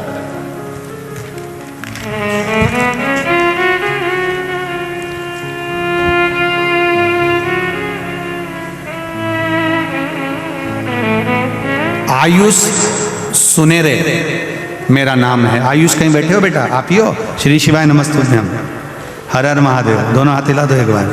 मेरा नाम आयुष सुनेरे है। मेरे पूरे परिवार की ओर से शिव महापुराण को हर हर महादेव। कक्षा 10वीं में फेल हो गया था गुरुदेव। मेरा मन पढ़ाई में नहीं लगता था, मित्रों में ज़्यादा लगता था, संगति ठीक नहीं, मन नहीं लगा। बाबा की कृपा, 10वीं में आपके बल के द्वारा जो आपने शिव महापुराण में कहा उसके अनुसार मैंने फिर परीक्षा दी और बाबा की कृपा से मैं पास की। फिर पास होने के लिए अग्रण्य हुआ। जन्मदिन घूमते घूमते मंदिर चला गया और फिर मैं शिव मंदिर में रोज जाना प्रारंभ किया। 10वीं तो आपने बताई, वैसे पास करी 2-1 साल के अनुकूल। कक्षा 12वीं में आपके द्वारा बताए गए, मुझे लगा कि एक बार मैं 10th फेल हो चुका हूँ, दूसरी बार 12वीं भी बोर्ड की है, पास हो जाऊँ बड़ा मुश्किल है। पर आपने जो बेलपत्री पर शहर लगाकर बाबा को प्रतिदिन समर्पित करने का बताया था, मैंने भी पढ़ाई के साथ में मेरे मित्रों के साथ रहता पर समय नहीं मिलता, पर जितनी पढ़ाई करी वो बेलपत्र का प्रयोग करा। गुरुदेव, फर्स्ट श्रेणी से मैं उत्तीर्ण हुआ हूँ 12th में। मैं बाबा को प्रणाम करता हूँ। बाबा की कृपा बाबू। श्री शिवाय नमस्तुभ्यम, हर हर महादेव। बधाई आपको बहुत बहुत। ये विश्वास जागृत होना चाहिए, आपकी भक्ति, आपका भरोसा। एक बार अगर हार गए तो क्या हुआ, दूसरी बार तैयार हो जाओ। मेरा महादेव तो 5-5 मिनट में तैयार होता है। कोई जल चढ़ाया फिर श्रृंगार गया, फिर जल चढ़ाया फिर श्रृंगार गया, मेरा महादेव फिर तैयार होकर बैठ गया। मेरे महादेव कहते हिम्मत मत हारना, फिर तैयार होकर आगे बढ़ना, फिर मेहनत करना, फिर कर्म करना, बढ़ोगे आगे जरूर बढ़ोगे, पीछे नहीं हट सकते। आग लगे बस्ती में, अपन रहो मस्ती में। दूषण नाम का वो राक्षस आया, ब्राह्मण के बच्चों को निचोड़ कर पीता। बड़ा दुखी, ब्राह्मणों ने हाहाकार मचा रहे हैं। हो क्या रहा है? हमारे बच्चे तो पढ़ने के लिए जाते थे, विद्या अध्ययन के लिए जाते थे, और बच्चा मरा हुआ मिलता। क्या सारे ब्राह्मणों की आंख में आंसू रहने लगे। अपनी अवंतिका में जरूर कोई बात है, शायद अपने को अवंतिका छोड़ना पड़ेगा। इस अवंतिका को अपन छोड़ दें। सुन लेना जरा जीजियों, जरा से इस कथा को। अपनी अवंतिका में जरूर दोष है, इसलिए अवंतिका छोड़ना पड़ेगी। ये आपके साथ में भी कई बार हुआ है। अपने घर में जरूर किसी ने कुछ कर दिया है, इसलिए अपन को घर बदलना पड़ेगा, तभी अपन उन्नति कर पाएंगे, तभी अपन उन्नति कर पाएंगे। वास्तुशास्त्री को बुलाया, वास्तु दिखाया। उन्होंने कहा ये मकान सही नहीं बना, इसकी सीढ़ी इधर से कर दो, बाथरूम का पाइप इधर कर दो, बेडरूम इधर कर दो, भोजनशाला इधर कर दो। हमने पितृदोष भी देखा, वास्तु दोष भी देखा। शिव महापुराण कथा कहती है अपने कर्म का दोष नहीं देखा, जो हम पूर्व में कर कर आए हैं उसी के अनुसार तो फल मिलेगा। देखा हमने, सारे ब्राह्मणों ने विचार करा ये अवंतिका में जरूर कुछ है, हमें अवंतिका छोड़ना पड़ेगी। हम भी विचार करते हैं जब हमारा व्यापार नहीं चढ़ता, हमारे घर में क्लेश होता है, हमारे घर में परेशानी आती है, हमारे घर में कष्ट आता है, हमारे घर में बीमारी आती है, तब हम सोचते हैं ये मकान नहीं फल रहा, ये जमीन नहीं फल रही, ये मकान नहीं फल रहा, इसको छोड़ना पड़ेगा।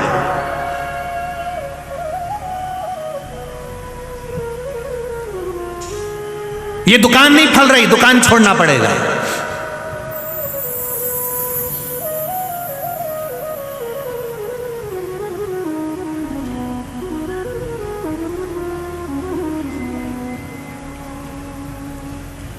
जैसा तुम सोच के बैठी हो कि ये मकान नहीं फल रहा, इसको छोड़ दो, दुकान नहीं फले तो इसको छोड़ दो, और जिस भेरू के साथ तुम्हारी शादी हुई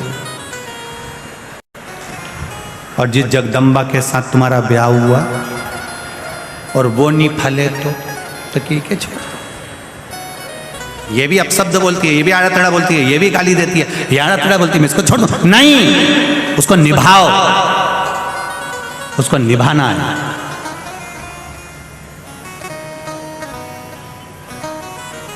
उसको निभाना। भगवान किसी को भी बुरा बनाकर पैदा नहीं करता संसार में। अभी कथा में कहा किसी कवाड़े को भगवान ने जन्म नहीं दिया, वो किस्मत वाले को जन्म दिया। और तुम्हारा विवाह जिसके साथ हुआ है वो नारी भी किस्मत वाली है, और आपका विवाह जिस पुरुष के साथ हुआ है वो पुरुष भी किस्मत वाला है, साधारण नहीं हो सकता। ये दुनिया में दोष है जो आपको दोष बता देते हैं कि ये इसके कदम पड़े तब से ऐसा हो गया। कई माताएं कह देती है इसका पांव पड़ा जब से हम बर्बाद हो गए, इसका चरण पड़ा जब से ऐसा हो गया। नहीं नहीं नहीं नहीं नहीं, किसी के कदम से कोई बर्बाद नहीं होता, ये अपने कर्म से बर्बाद होता है। जो पूर्व में करा उसको भी तो भोगना पड़ेगा। जी जी, हमने अभी का तो देख लिया, पूर्व का तो देखा ही नहीं। जैसे तुम यहां से जाओ और राजवाड़ा पे किसी लड़के को 8-10 लेडीज चप्पल से मार रही हो और गांव के लोग पूरे राजवाड़ा वाले किसी को मार दें या किसी व्यक्ति को मार दें, या मान लो 3 बत्ती चौराहे पर या पलासिया पर किसी व्यक्ति को कोई मार रहा है और तुमने जाकर देखा बेचारे को कितना मार रहे रे, बेचारे को कितना मार रहा है, एक लड़के को इतने सारे लोग मार रहे हैं, एक व्यक्ति को इतने लोग मार रहे हैं, तो तुमको दुख नहीं होगा? अरे बोलो तो जम के दुख होगा ना कि बेचारे को क्यों मार रहा है। अब तुमने खड़े होकर देखा, थोड़ी देर बाद तुम्हें मालूम पड़ा कि इस व्यक्ति ने एक 4 साल की लड़की के साथ गलत काम कर दिया, तो तुम छोड़ोगी क्या? तुम भी फिर चप्पल उठा के तो 2-4 तो और दे जा में दे दर के।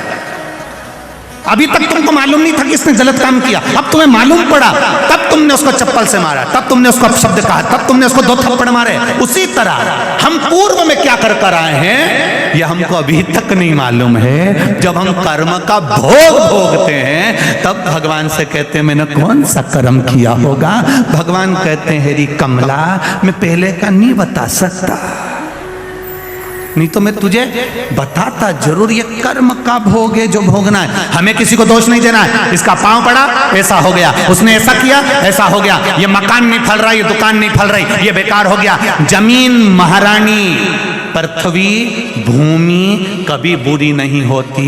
मेरी माँ है पृथ्वी, वो तो सबका भला करती है 24 घंटे, वो कभी बुरी नहीं होती। फिर लोगों ने कह दिया उसने कुछ कर दिया होगा। मैं 3 दिन से देख रही हूं मेरे दरवाजे पर कोई नींबू पटक के जा रहा है, मैं 3 दिन से देख रही हूं। जी जी कैमरा लगा दे। जब कहा कैमरा लगाते तब समझ में आया, सब्जी वाला निकलता था, उसकी डलिया नीचे से टूटी गई थी, नींबू नीचे गिर जाता था, कभी कभी मिर्ची भी गिर जाती थी। तो ये भी बोली कभी कभी कोई मेरे यहाँ नींबू पटक, कभी कभी 3-3 मिर्ची पटक जाता, कभी तो कोई मेरे दरवाजे पे रख के चले जाता। गुरुजी हम कहते तुमको ही ऐसे मिलते हैं? हमारे यहाँ ऐसा कोई नहीं मिलता कि जो इतना नींबू पटक जानी तो हम कुबेरेश्वर धाम में अचार बनवा के सबको खिलवा दें। तुम्हारे कोई मिले नींबू पटकने वाले, मिर्ची पटकने वाले? दुनिया में किसी की सामर्थ्यता नहीं है कि कोई तुम्हारा बुरा कर दे। अगर बुरा करने वाले होते तो सबसे पहले अंबानी और टाटा को छोड़ देते, उन्हीं पर करके बैठ जाते। कौन छोड़ता? जो बड़े बड़े पद पर बैठे हैं, उहदे पर बैठते हैं, थोड़ी सी विद्या करते उनको निपटा देते। पर वो भी तो अपनी जिंदगी जी रहा है। ना कोई तंत्र है, ना कोई मंत्र है, ना कोई विद्या है, ये हमारे कर्मों का खेल है। उसको हमें भोगना है, उसके अनुसार हम भोग रहे हैं। इसलिए उस कर्म के खेल को समाप्त करने के लिए केवल एक सार है। मेरे गोस्वामी तुलसीदास जी ने कहा, कलयुग केवल नाम धारा। भगवान का नाम लिए जाओ, भजन किए जाओ। जब बार बार बार बार भजन करोगे, जैसे चप्पल काट रही है तो उसको रोज रोज रोज रोज पहनो। एक बार काटेगी, उसके बाद काटेगी। अरे बोलो तो जम के, जूता काटेगा, रोज पहनो, रोज पहनो। एक बार छाला होगा, एक बार कटेगी। तो अपन क्या 800 रुपए की चप्पल फेंक देंगे? काट गई, आज के बाद नहीं पहनूंगी, जा। तो दूसरी तैयार बैठी है, देवरानी ने कह दिया जीजी मैं पहन लूं। नहीं, काहे को पहन लेगी? मैं ही पहनूंगी, भले काटने दो। एक बार काटेगी, 2 बार काटेगी, 3 बार काटेगी, रोज रोज काटेगी। फिर छाले वाली जगह भी प्लेन हो जाएगी और चप्पल पहन के फिर अपन मटक क्या कर लेगी? फिर चप्पल अपना क्या बिगाड़ लेगी? उसी तरह एक बार दुखाएगा, 2 बार दुखाएगा, 3 बार दुखाएगा, 1 बार कष्ट आएगा, 2 बार कष्ट आएगा, 3 बार कष्ट आएगा। कितनी बार भगवान देगा? तुम भजन करते जाओ, करते जाओ, करते जाओ। भजन के बल पर वो कष्ट भी मिट जाएगा। महादेव कहेगा आजा, अब मैं तुझे गले लगा लेता। कितना देगा? दे करो भजन। दूषण ने उपद्रव मचाया, ब्राह्मणों ने सोचा अवंतिका छोड़ दो। तब वेद प्रिय ब्राह्मण के पास सूचना गई, सारे ब्राह्मण अवंतिका छोड़ रहे हैं। वेद प्रिय ने कहा अवंतिका क्यों छोड़ना? ये अवंतिका तो हमारी जान है, ये पृथ्वी, ये घर, ये मकान हमारा है। हम लोगों के कहने पर इसको कैसे छोड़ दें? घर नहीं फल रहा, किसी ने कह दिया घर नहीं फल रहा, तुमने घर छोड़ दिया। अब किराए के मकान में रह रहे हो, घर बेचकर जो पैसा मिला था सारा के सारा बर्बाद हो गया। अब कर्जे में लदालूम हो गए, मकान भी किराए का, दुकान भी किराए की, सब किसी के कहने पर छोड़ दिया तुमने कि मकान अच्छा नहीं है छोड़ दो, दुकान अच्छी नहीं है छोड़ दो। मत छोड़ना, आखिरी दम तक मत छोड़ो, पड़े उसी में चलाते हो। नहीं छोड़।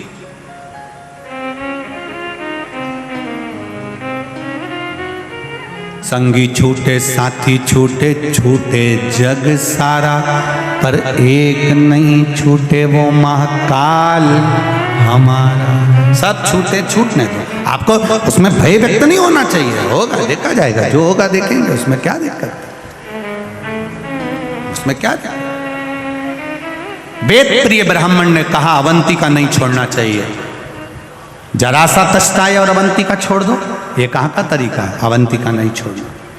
क्या करना चाहिए? भगवान शिव की आराधना करना चाहिए, शंकर भगवान की आराधना करो।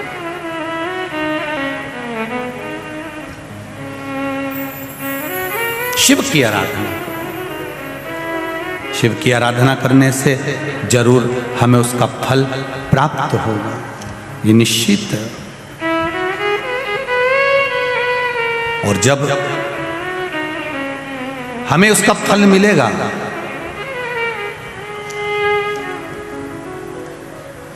और उसका आनंद हमको अवश्य प्राप्त होगा, ये निश्चित है।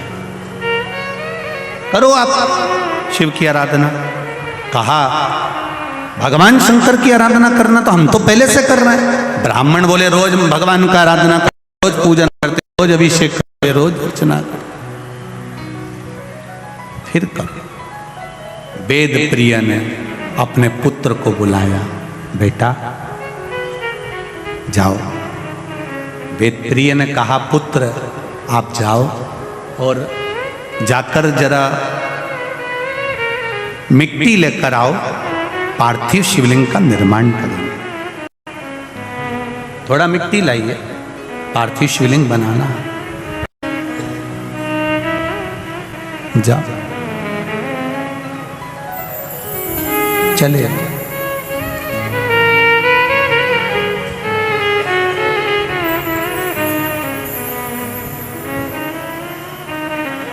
और जब चले पार्थिव शिवलिंग के लिए मिट्टी लेने के लिए, वेदप्रिय जी के पुत्र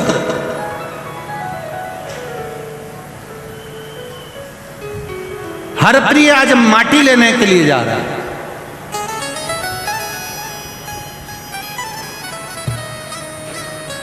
अवंतिका की मिट्टी उठाकर लाया, बाहर गया, मिट्टी लेकर आया। पिता ने कहा, पुत्र ये तुम कहां की मिट्टी लेकर आए हो? पुत्र ये मिट्टी कहां की है? क्यों पिताजी हुआ क्या? इस मिट्टी में क्या है ऐसा? पुत्र ये पूरी की पूरी मिट्टी लाल हो रही है, ये पूरी की पूरी मिट्टी लाल है, पूरी की पूरी मिट्टी लाल हो रही है। ये कहां की मिट्टी है? कहां से मिट्टी लाया? कहा, पिताजी आपने कहा था कि अवंतिका की मिट्टी बाहर जाओ और मिट्टी लेकर आओ, मैं तो मिट्टी लेकर आ गया। ये मिट्टी मुझे नहीं मालूम लाल काय से हो रही है। इतने में पास में बैठा हुआ एक ब्राह्मण कहता है, वेदप्रिय जी अभी आपको कहा था कि ब्राह्मणों के बच्चों के रक्त गिर रहे हैं, पूरी पृथ्वी लाल हो जा रही है, अवंतिका लाल हो जा रही है, जरूर इस पे भी रक्त गिरा होगा। उन्होंने वेदप्रिय ने हरप्रिय को कहा, हरप्रिय इस मिट्टी को वापस बाहर फेंक दो, श्रेष्ठ जगह की मिट्टी लेकर आओ, जो अच्छी मिट्टी हो वो लेकर आओ।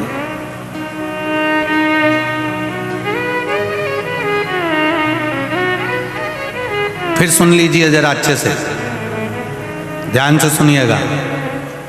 कभी मौका मिले जीवन में, जब पार्थिव शिवलिंग का निर्माण करो,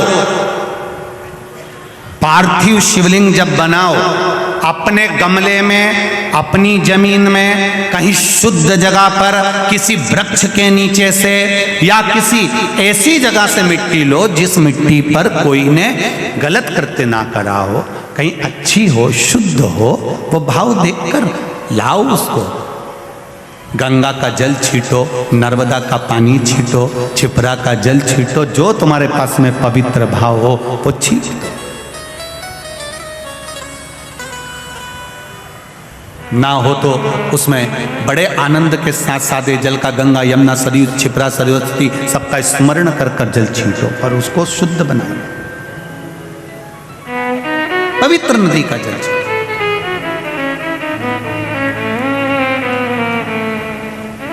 अब लोग क्या करते हैं कि मिट्टी चाहिए तो ये जो बीच में डिवाइडर नहीं बने होते रोड के बीच में, जहाँ पेड़ पौधे लगे होते हैं, वहीं की मिट्टी ले जाते हैं। अब हमने कई बार देखा गाड़ी से चलने वाला तो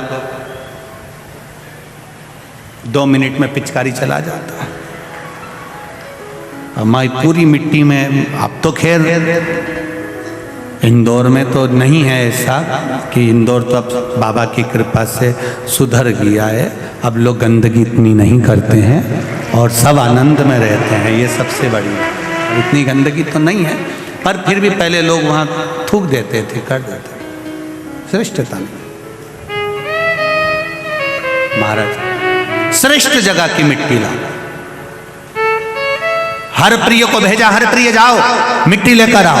7 वर्ष का पुत्र हरप्रिय अपने पिता के कहने पर अवंतिका नगरी में मिट्टी लेने जाता है। मिट्टी देखने के लिए पूरी अवंतिका में घूमता है, अवंतिका के चारों खूट पर घूम कर आता है, सब दूर घूम कर आया और कहीं उसको रक्त में सनी हुई मिट्टी ही मिली। साधारण मृदिका, साधारण मिट्टी उसको हरप्रिय को नहीं मिलती है। हरप्रिय अब लगता है कि मेरे पिता, अगर मैं घर गया बिना मिट्टी के गया तो मेरे पिता मुझे अपशब्द कहेंगे, चिल्लाएंगे, क्रोध करेंगे, तो क्या करूं?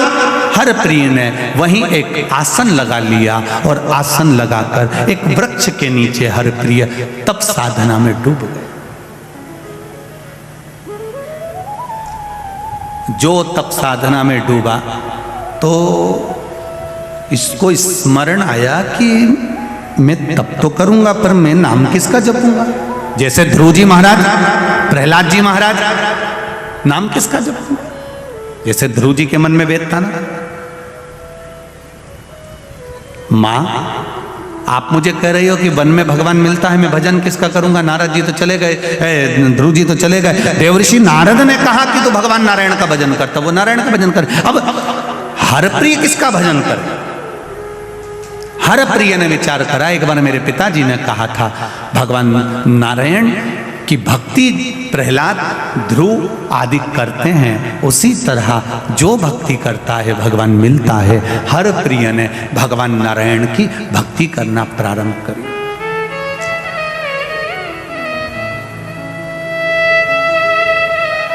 ऐसी भक्ति हरप्रिय ने करी कि वैकुंठ लोक हिलने लगा।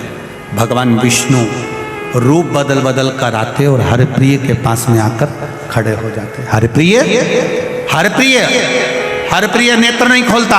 भगवान फिर गए, भगवान विष्णु ने दूसरा रूप रखा, फिर आए, भगवान विष्णु ने तीसरा रूप रखा, फिर आए, भगवान विष्णु ने चौथा रूप रखा, फिर आए, भगवान विष्णु ने पांचवां रूप रखा, फिर आए, भगवान विष्णु ने छठा रूप रखा, फिर आए, भगवान विष्णु ने सातवां रूप रखा, फिर आए, भगवान विष्णु ने आठवां रूप रखा, फिर आए, और भगवान विष्णु ने जब नवा रूप रखा, तब भगवान विष्णु जब सामने आकर खड़े हुए, हरप्रिय ने नेत्र खोल लिए।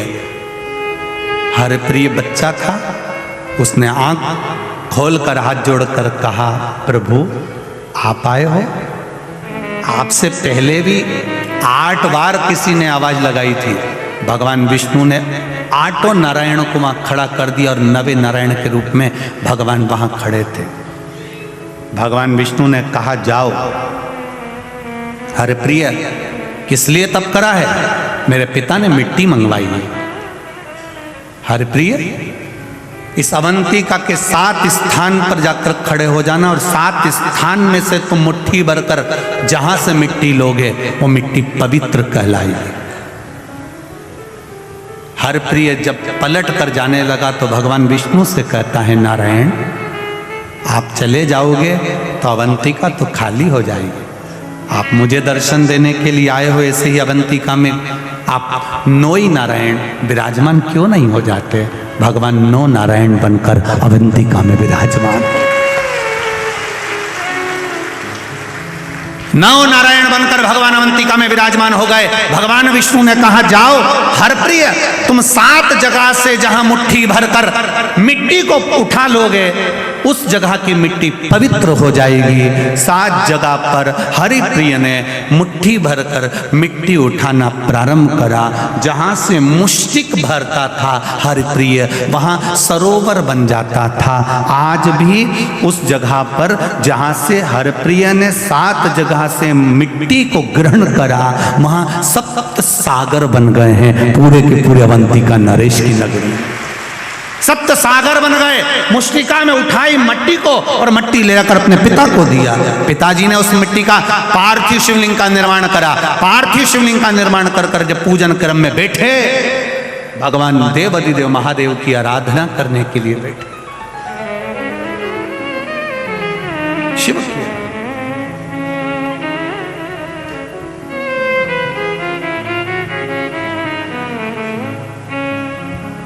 भगवान शिव से प्रार्थना करी। हरप्रिय ने अपने पिता वेद प्रिय के कहने पर मिट्टी लाई और मृदिका लाकर मिट्टी लाकर अपने पिताजी को दिया। पिताजी ने पार्थिव शिवलिंग का निर्माण किया। पार्थिव शिवलिंग का निर्माण किया गया। सारे ब्राह्मणों को जितनी मृदिका लाए गए थे उसमें से अंश अंश मात्र ब्राह्मणों को दी और ब्राह्मणों ने शिवलिंग का निर्माण कर पूजन करना प्रारंभ किया। अब जरा ध्यान दीजिएगा कि वो पार्थिव शिवलिंग का जब पूजन किया, वेदप्रिय ब्राह्मण ने हरप्रिय ने लाकर दिया। सारे ब्राह्मण जितने भी थे सबने सुंदर शिवलिंग का निर्माण किया। सुंदर शिवलिंग का निर्माण करा, निर्माण किया। बड़ा सुंदर सुंदर शिवलिंग का जब निर्माण कर कर पूजन करना प्रारंभ किया,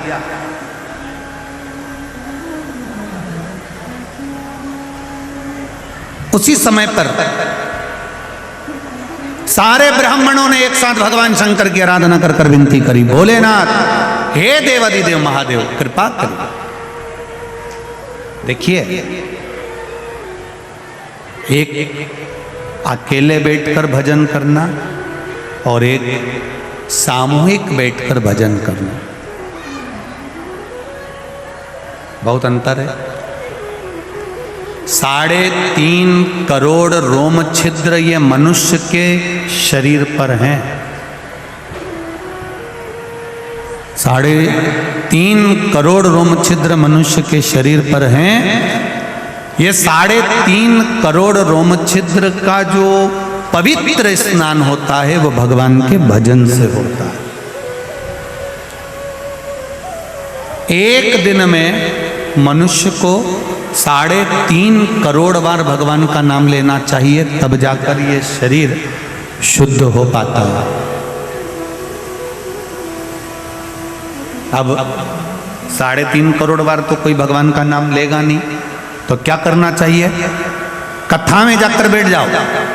भगवान की कथा में जाकर जब बैठोगे, सब इतने लोग एक साथ में मिलकर जब भगवान का भजन करेंगे, वो भजन करते करते जब वाणी से निकलेगा, टकराएगा, बिखरेगा, कण कण कण कण 3.5 करोड़ रोम छिद्र में समाएगा, तो हमारा कल्याण अपने आप हो जाएगा। करो भजन भगवान का। प्रार्थना में वो बल है।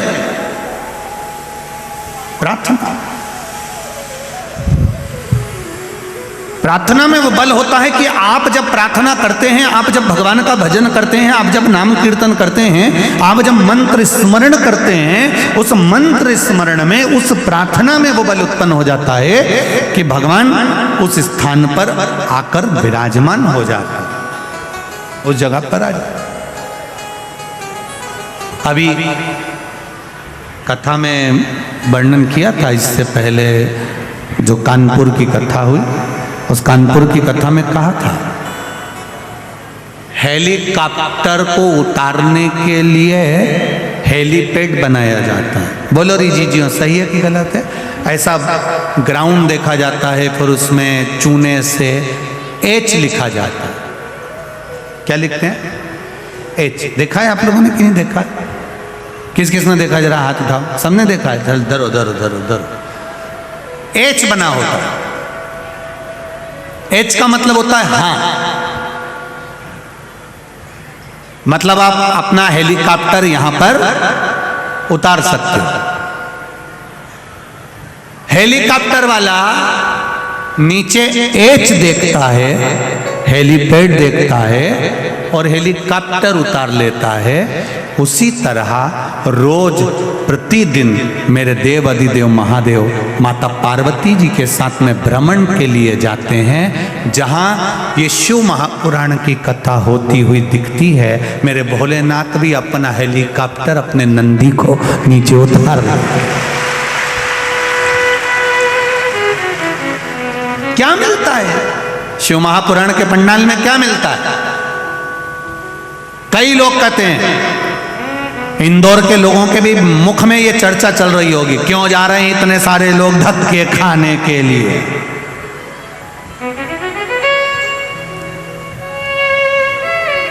कई लोग कहेंगे लोग पागल हो गए।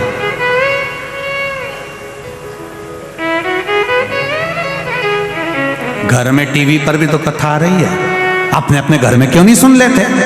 वहां रोड पर बैठे हुए हैं, दीवार पर चढ़े हुए हैं, मकान पर चढ़े हुए हैं, बाउंड्री पर चढ़े हुए हैं। अरे भाई, इन सब को मालूम है कि हेलीपैड पे हेलीकॉप्टर उतरता है और जहां शिव महापुराण की कथा होती है वहां मेरा महादेव उतरता है। इन सब को मालूम। और जैसे ही हेलीकॉप्टर से नेताजी नीचे उतरते हैं तो जितने लोग हेलीपैड के आसपास में होते हैं वो अपनी अपनी एक एक सूचना दे देते, साहब हमारे यहाँ पानी नहीं आ रहा, साहब हमारे यहाँ नल नहीं चल रहा, साहब हमारे यहाँ ये प्रॉब्लम है, हमारे यहाँ वो प्रॉब्लम है। उसी तरह देवाधिदेव महादेव जब इस शिव महापुराण की कथा में जहाँ कथा होती है, हम पहले भी आपको कहे कि शिव पुराण जिस स्थान पर होती है वो स्थान साधारण नहीं होता, वो कैलाश धाम होता है जहाँ भगवान शंकर की कथा होगी। आप लोग जहाँ भी कथा सुन रहे हैं, आप जहाँ कथा श्रवण कर रहे हैं, ये पूरी भूमि ये समझ कर बैठी है कि हम कैलाश पर बैठकर कथा सुन रहे हैं, कल्पवास करते।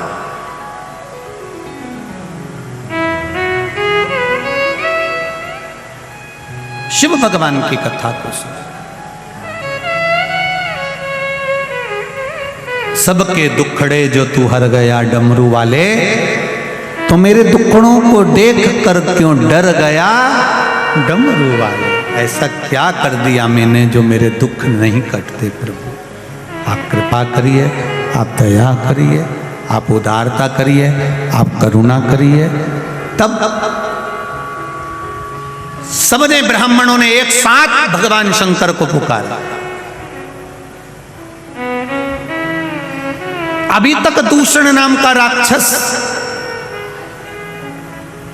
जो रत्नमाल पर्वत पर बैठा था, अब वो अवंतिका में अपना असली स्वरूप धारण कर कर घूम रहा है। आप देखिएगा जरा, ये शिव की कृपा है, ये शंकर की उदारता है, ये शंकर की करुणा है। अभी तक जो रूप बदल कर चल रहा था, अब उसका असली चेहरा भगवान शंकर की कृपा से सामने आ गया। अब वो राक्षस के रूप में घूम रहा, असुर के रूप।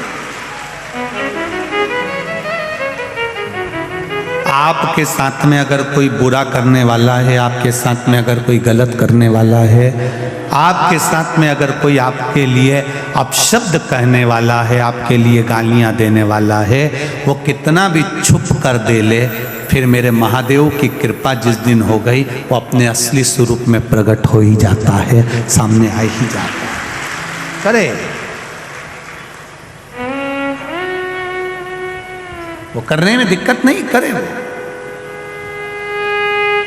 भाई बैठिए, आप देंगे माइक, देंगे, बैठो बैठो। असली स्वरूप में वो प्रकट हो जाता है, अपने असली स्वरूप में सामने आ जाता है।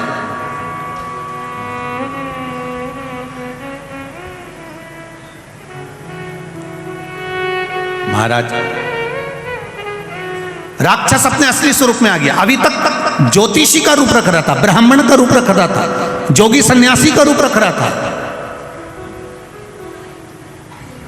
संत महात्मा का रूप रख कर आता था, और ब्राह्मणों के घर में जाता और ब्राह्मणों से कहता मैं इनको विद्या अध्ययन कराऊंगा, और उन बच्चों को लेकर चले जाता, उनका रक्त निचोड़ कर पी जाता। अब अपने असली स्वरूप में आ गया, अब असली स्वरूप में प्रकट हो गया। आप भी करो शंकर की भक्ति। एक लोटा जल लेकर जब शिव जी के मंदिर में जाओगे ना, तो तुम्हारे सामने भी कई सारे राक्षस प्रकट हो जाएंगे, तुम्हारे सामने भी आएंगे। कोई कोई तुम्हारे ऊपर उंगली उठाएगा, चल दी गुरु जी की चेली, चल दी शंकर जी के मंदिर। क्या होता है लोटा भर के जल चढ़ाने से? जो तुमको ज़्यादा ज्ञान देना कि शिव जी को जल चढ़ाने से क्या होता है, शंकर भगवान के मंदिर जाने से क्या होता है, तो उनसे हाथ जोड़कर कहना, इतना जोरदार ज्ञान तू अपनी लुगाई को क्यों नहीं देता? हमको ज्ञान दे रहा है, अपनी लुगाई के तो समझा। एक बार जरा चंद्र घंटा से बोल के तो देख, तेरा पूरे अच्छे से ही तेरे को मंदिर का घंटा बना देगी। तो बोलना उससे बोल कि हरतालिका तीज का पूजन करने से क्या होता है, करवा चौथ का व्रत करने से क्या होता है, शिवरात्रि का व्रत करने से क्या होता है, सावन के महीने में शंकर जी की पूजन करने से क्या होता है, भगवान शंकर का अभिषेक करने से क्या होता है, ब्राह्मण को घर में पूजन कराने से क्या होता है। तू अपनी धर्मपत्नी को समझाना, दुनिया को ज्ञान दे रहा है, कुछ नहीं होगा। लोटा भर के जल चढ़ाने से कुछ होता है? ये पत्र ये सब फालतू के क्या लिखा है? मैं सीमा राजकुमार नागपुरे इंदौर से हूँ। कहीं बैठी हो सीमा जी का हाथ हिलाइएगा। आप ही हैं? श्री शिवाय नमस्तुभ्यम। दोनों हाथ हिला दो एक बार ऐसा। मैं सीमा राजकुमार नागपुरे इंदौर से हूँ। गुरुदेव को सादर प्रणाम। मुझे 3 साल पहले उल्टे ब्रेस्ट में गठान हो गई थी, जिसका ऑपरेशन कराने के बाद गठान की जांच कराई गई। जांच में कैंसर पाया गया। कैंसर 3रे स्टेज पर था। फिर डॉक्टर बोले आपका ब्रेस्ट निकलेगा। फिर मेरे ब्रेस्ट निकालकर ऑपरेशन हुआ। कीमोथेरेपी हुई, मुझे 8 किलोग्राम संग 8 कीमो लगे। 8 कीमो पूरे होने पर 2021 में मुझे फिर दूसरे ब्रेस्ट में गठान हो गई।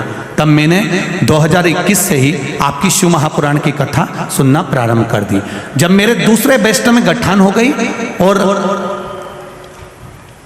फिर बताया, आपने टीवी पर जो उपाय बताया था वो करना प्रारंभ करा। एक बेलपत्री शिव जी को चढ़ाकर खाना, जल चढ़ाकर शिव जी को आना, मैंने करना चालू कर दिया। भोले बाबा को जल चढ़ाती, बेलपत्री खाती, बाबा से रोज विनती करती, बाबा से बेलपत्र मांग कर लाती, बाबा मुझे औषधि दे दो, मेरे शरीर में फिर गठान हो गई है, बाबा इसको गला दीजिए। यह मैं कुंदकेश्वर महादेव का नाम लेकर करती, जैसा आपने बताया था। बाबा को रोज बोल कर आती और औषधि बना दो बाबा, ऐसा कहकर लेकर आती। बाबा की कृपा, गठान को गलाने का कहती। गुरुजी, भोले बाबा ने ऐसी कृपा करी कि मैं वर्णन नहीं कर सकती। मेरी 1 महीने के अंदर जो दूसरी गठान हो गई थी, डॉक्टर को दिखाया तो पूरी गठान गल चुकी थी, मैं कैंसर से बच गई। मैं बाबा को यहाँ प्रणाम करने के लिए आई हूँ। गुरुदेव, मुझे जमकर खांसी हो गई क्योंकि कैंसर का शरीर था। फिर जमकर जब खांसी हुई, फिर मैं वापस डॉक्टर को दिखाने के लिए गई तो डॉक्टर ने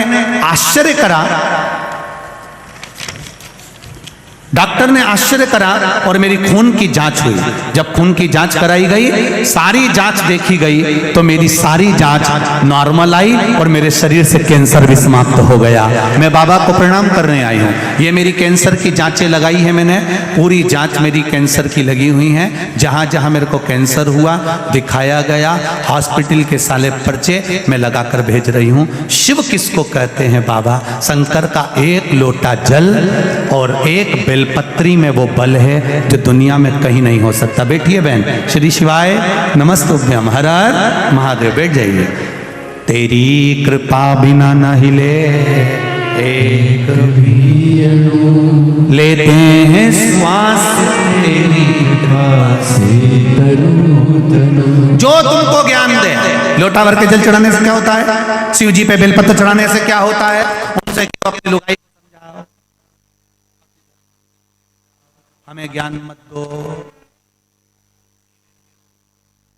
धर्म में अगर आदमी घुसता है, प्रवेश करता है, तुम कभी नहीं टोकते, पर सनातन धर्म में आगे बढ़ता है तो 25 बार उंगली उठाते हो। तुम सनातन धर्म के विरोधी हो।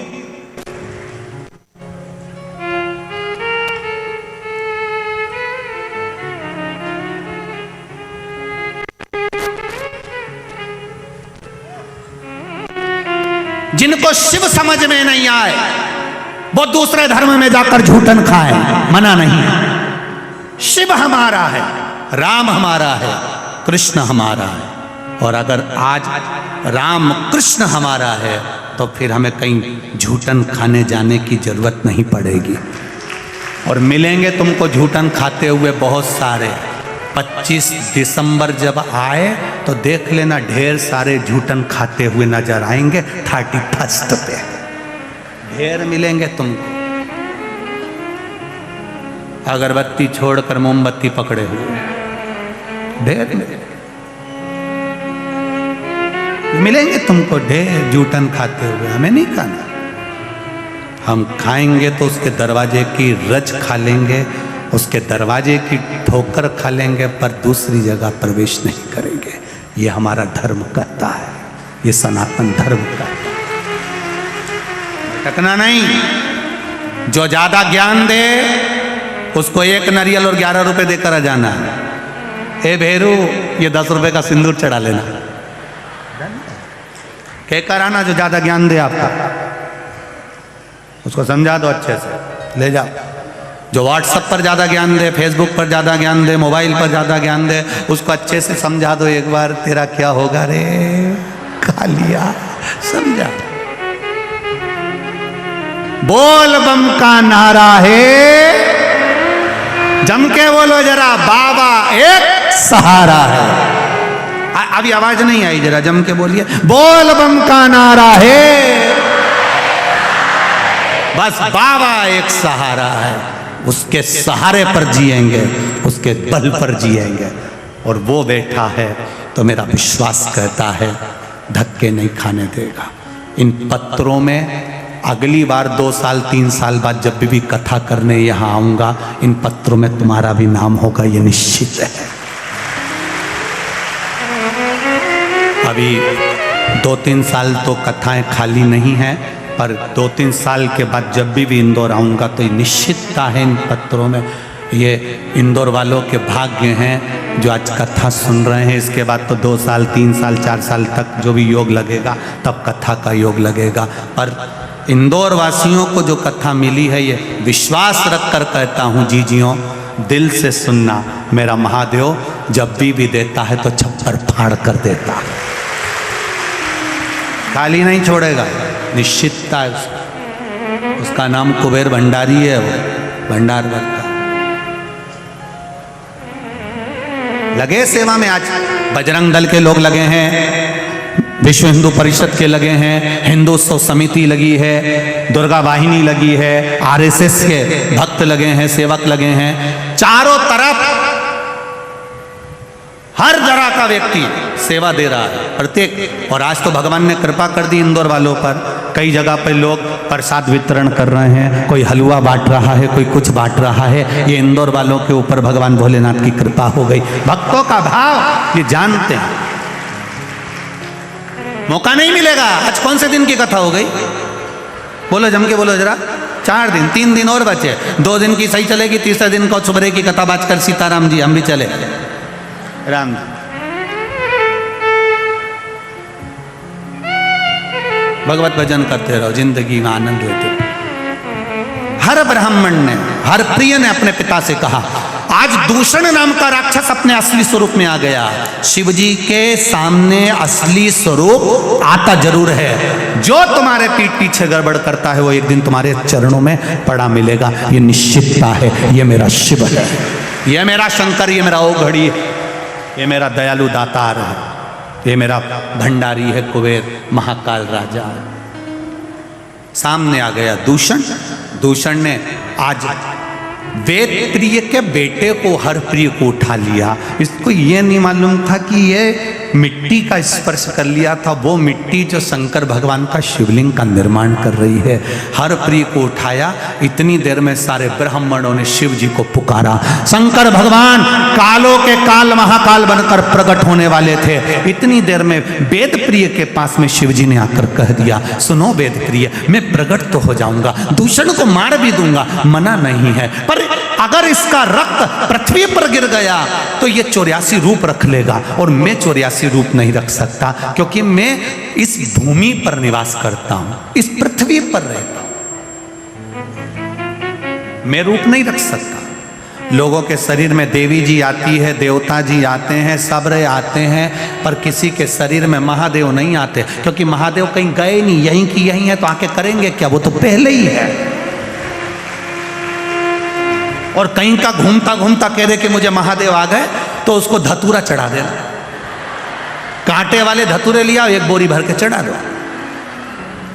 थोड़ी देर बाद महादेव निकल जाएंगे बाहर, रहेंगे नहीं। जब सब दूर से चुभेंगे ना तो अपने आप निकल जाएंगे। किसी को महादेव नहीं आते, क्योंकि महादेव कहीं नहीं गए, कंकर में शंकर है, और मृत्यु लोक के कण कण में मेरा महादेव बैठा है, वो जाता ही नहीं है। भगवान विष्णु वैकुंठ में है, ब्रह्मा जी ब्रह्मलोक में है, इंद्र लोक में इंद्र निवास करते हैं, गरुण वरुण लोग पितृलोक में सारे पितृ निवास करते हैं, पर मृत्यु लोक ये शिव की भूमि है, ये पृथ्वी मेरे शंकर की भूमि है। पूरी पृथ्वी को कहीं से भी खोद लो, खोदते से ही कहीं ना कहीं शिवलिंग जरूर निकल कर बाहर आएगा। पृथ्वी में शंकर है, वो प्रकट हो जाता, वो निकल, शिव है, निकलेगा। अब जिसके पास जो होगा ना, वो अपन उसको नाम से पुकारते हैं। भैया जो दूध बेचता है उसको दूध वाला कह देते हैं, सब्जी बेचता है तो बोलो बोलो जम के बोलो, सब्जी वाला। सोना चांदी बेचे तो सोना चांदी वाला सोनार, बर्तन बेचे तो ताम्र का, कपड़ा बेचे कपड़े वाला, कबाड़ा वाला। अब तुम हंसे क्यों? अब उसमें कौन सा, तो कबाड़ा बेचे तो कबाड़ा। अब जैसे तुमको लोग कहते हैं ना कि साहब ये कपड़े वाला है, ये सब्जी वाला है, ये दूध वाला है, ये बर्तन वाला है, उसी तरह जो शंकर भगवान को एक लोटा जल चढ़ाता है लोग कह देते हैं ये शिव वाला है, शंकर वाला। पहचान हो जाती है इसकी, ये पहचान है।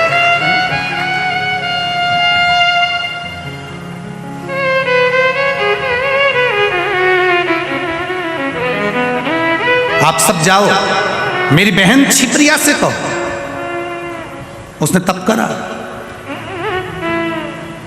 छिप्रिया घोर तप में बैठी है, घोर तप। आप छिप्रिया से कहो जब दूषण नाम का राक्षस मरेगा उसका रक्त भूमि पर गिरेगा, छिप्रिया पानी के रूप में आ जाए, उसको धो जाए। उसका तप बहुत प्रबल है। और छिप्रिया का अगर तप प्रबल है तो ये दूषण मर जाएगा। छिप्रिया में वो बल है। कहते हैं दुनिया के लोग कहते हैं साहब नर्मदा जी में बड़ा बल है, गंगा जी में बड़ा बल है, यमुना जी में बड़ा बल है। हम कहते हैं कोई जितनी संसार की पवित्र नदी हैं उनमें ये ऊंचा नीचा मत सोचो कि इसमें ज़्यादा बल है, इसमें कम बल है। ब्रह्मा जी बड़े कि विष्णु जी बड़े कि शिव जी बड़े, यहाँ तो सब भगवान शंकर की कथा कहती है ब्रह्मा विष्णु महेश सब एक हैं। उसी तरह गंगा यमुना छिप्रा सरयू सब एक है। इसमें कौन बड़ा कौन छोटा ये हम नहीं कह सकते, ये तो बुद्धि है हमारी। हम जब छोटा देखते हैं तो छोटा नजर आता है, हम बड़ा देखते हैं तो बड़ा नजर आता है। ये हमारी बुद्धि के अनुसार है, नहीं तो शास्त्र तो कह रहा है, शिव महापुराण कह रही है, भगवान शंकर की कथा कर रही है कि छिप्रिया ने जो तप किया, कहते हैं जितना तप गंगा जी ने भगवान शंकर के लिए करा था, जितना तप मां नर्मदा जी ने शिव तत्व को प्राप्त करने के लिए करा था, उससे अधिक तप मां छिप्रिया ने अपने भाई के लिए किया था। कोई साधारण है, उससे अधिक तप करा है मां छिप्रिया ने। और छिप्रिया ने जब तप किया, कह दिया भगवान भोलेनाथ ने जाओ कहो, छिप्रिया से जाकर आए वो पानी के रूप में। छिप्रिया ने कह दिया तुम जाओ, भोलेनाथ जी से कह दो तुम दूषण नाम के राक्षस को मारो, मैं पहुंच जाऊंगी। छिप्रिया तप में ऐसी लीन हो गई कि पहुंचना ही भूल गई। भगवान शंकर प्रकट होकर दूषण को मार दिए। दूषण भागता गया, शीश कटा त्रिशूल से भागता जाता है, रक्त बूंद गिरती जाती है। 84 जगह पर बूंद गिर गई। छिप्रिया उसी समय पर प्रकट हो गई, पानी के रूप में आई। पानी के रूप में आकर जैसे धोना चाहती थी उतनी देर में तो दूषण नाम का राक्षस प्रकट होता चला जा रहा था। 84 रूप जब दूषण नाम के राक्षस ने रख लिए, छिप्रिया की आंख में जल भर गया। मेरा भैया अकेला और राक्षस 84, मेरा शिव दूसरा रूप नहीं रख सकता। ये शिव पुराण कह रही है कि शंकर किसी के विग्रह में नहीं आते, शंकर दूसरा रूप नहीं रखते, शिव दूसरा रूप नहीं रख सकते। तो छिप्रिया ने सोचा क्या करूं। आज छिप्रिया ने अपना तपबल फैलाया और तपबल की सीमा फैलाकर अपने भाई के 84 टुकड़े कर दिए। शंकर भगवान के 84 टुकड़े कर दिए। 84 रूप रखा शंकर भगवान ने अपनी बहन के बल से। दौड़ पड़े, 84 रूप रखकर दूषण नाम के राक्षस का संहार कर दिया, जो 84 रूप रखकर घूम रहा था। 84 रूप रखकर जब दूषण नाम के राक्षस का संहार करा, ब्राह्मणों ने हर हर महादेव कहकर कहा भोलेनाथ आप 84 रूप में अवंतिका में विराजमान हो जाओ। भगवान 84 रूप में बैठ गए। भगवान शंकर 84 रूप में विराजमान हो गए और भगवान शंकर ने दूषण नाम के राक्षस का संहार कर दिया। शिव जी दूषण का संहार करे, उनका नाम महाकाल बन गया। पर महाकाल शिवलिंग अभी प्रकट नहीं हुआ। अभी कितने महादेव प्रकट हुए हैं? जम के बोलो जरा। 84 महादेव। महाकाल प्रकट नहीं, अर्थात महाकाल बनकर काल बनकर उन्होंने दूषण नाम के राक्षस का संहार कर दिया।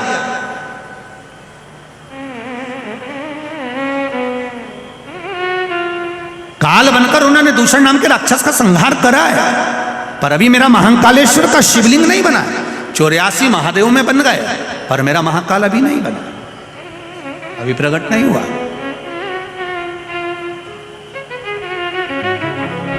महाराज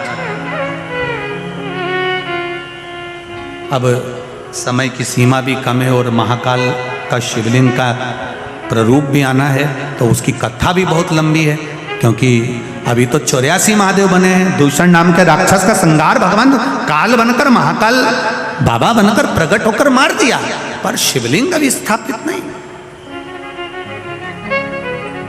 अभी मेरा बाबा प्रकट नहीं हुआ।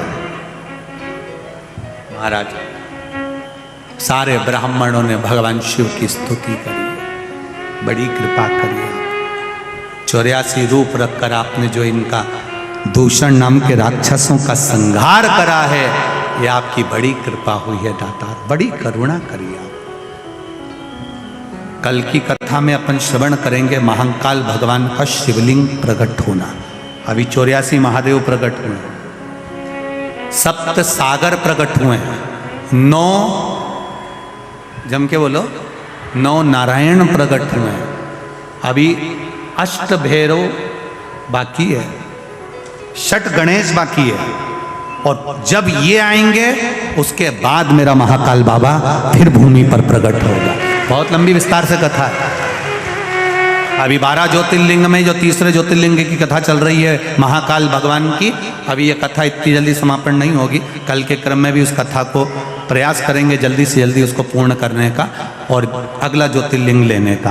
तो भाव के साथ में अभी माता पार्वती भगवान श्री गणेश जी महाराज को लेकर पधार रही हैं, जिन गणेश जी महाराज का प्रागट्य भाव के साथ में, आनंद के साथ में, माता पार्वती जी के आनंद के साथ में प्रकट होता है।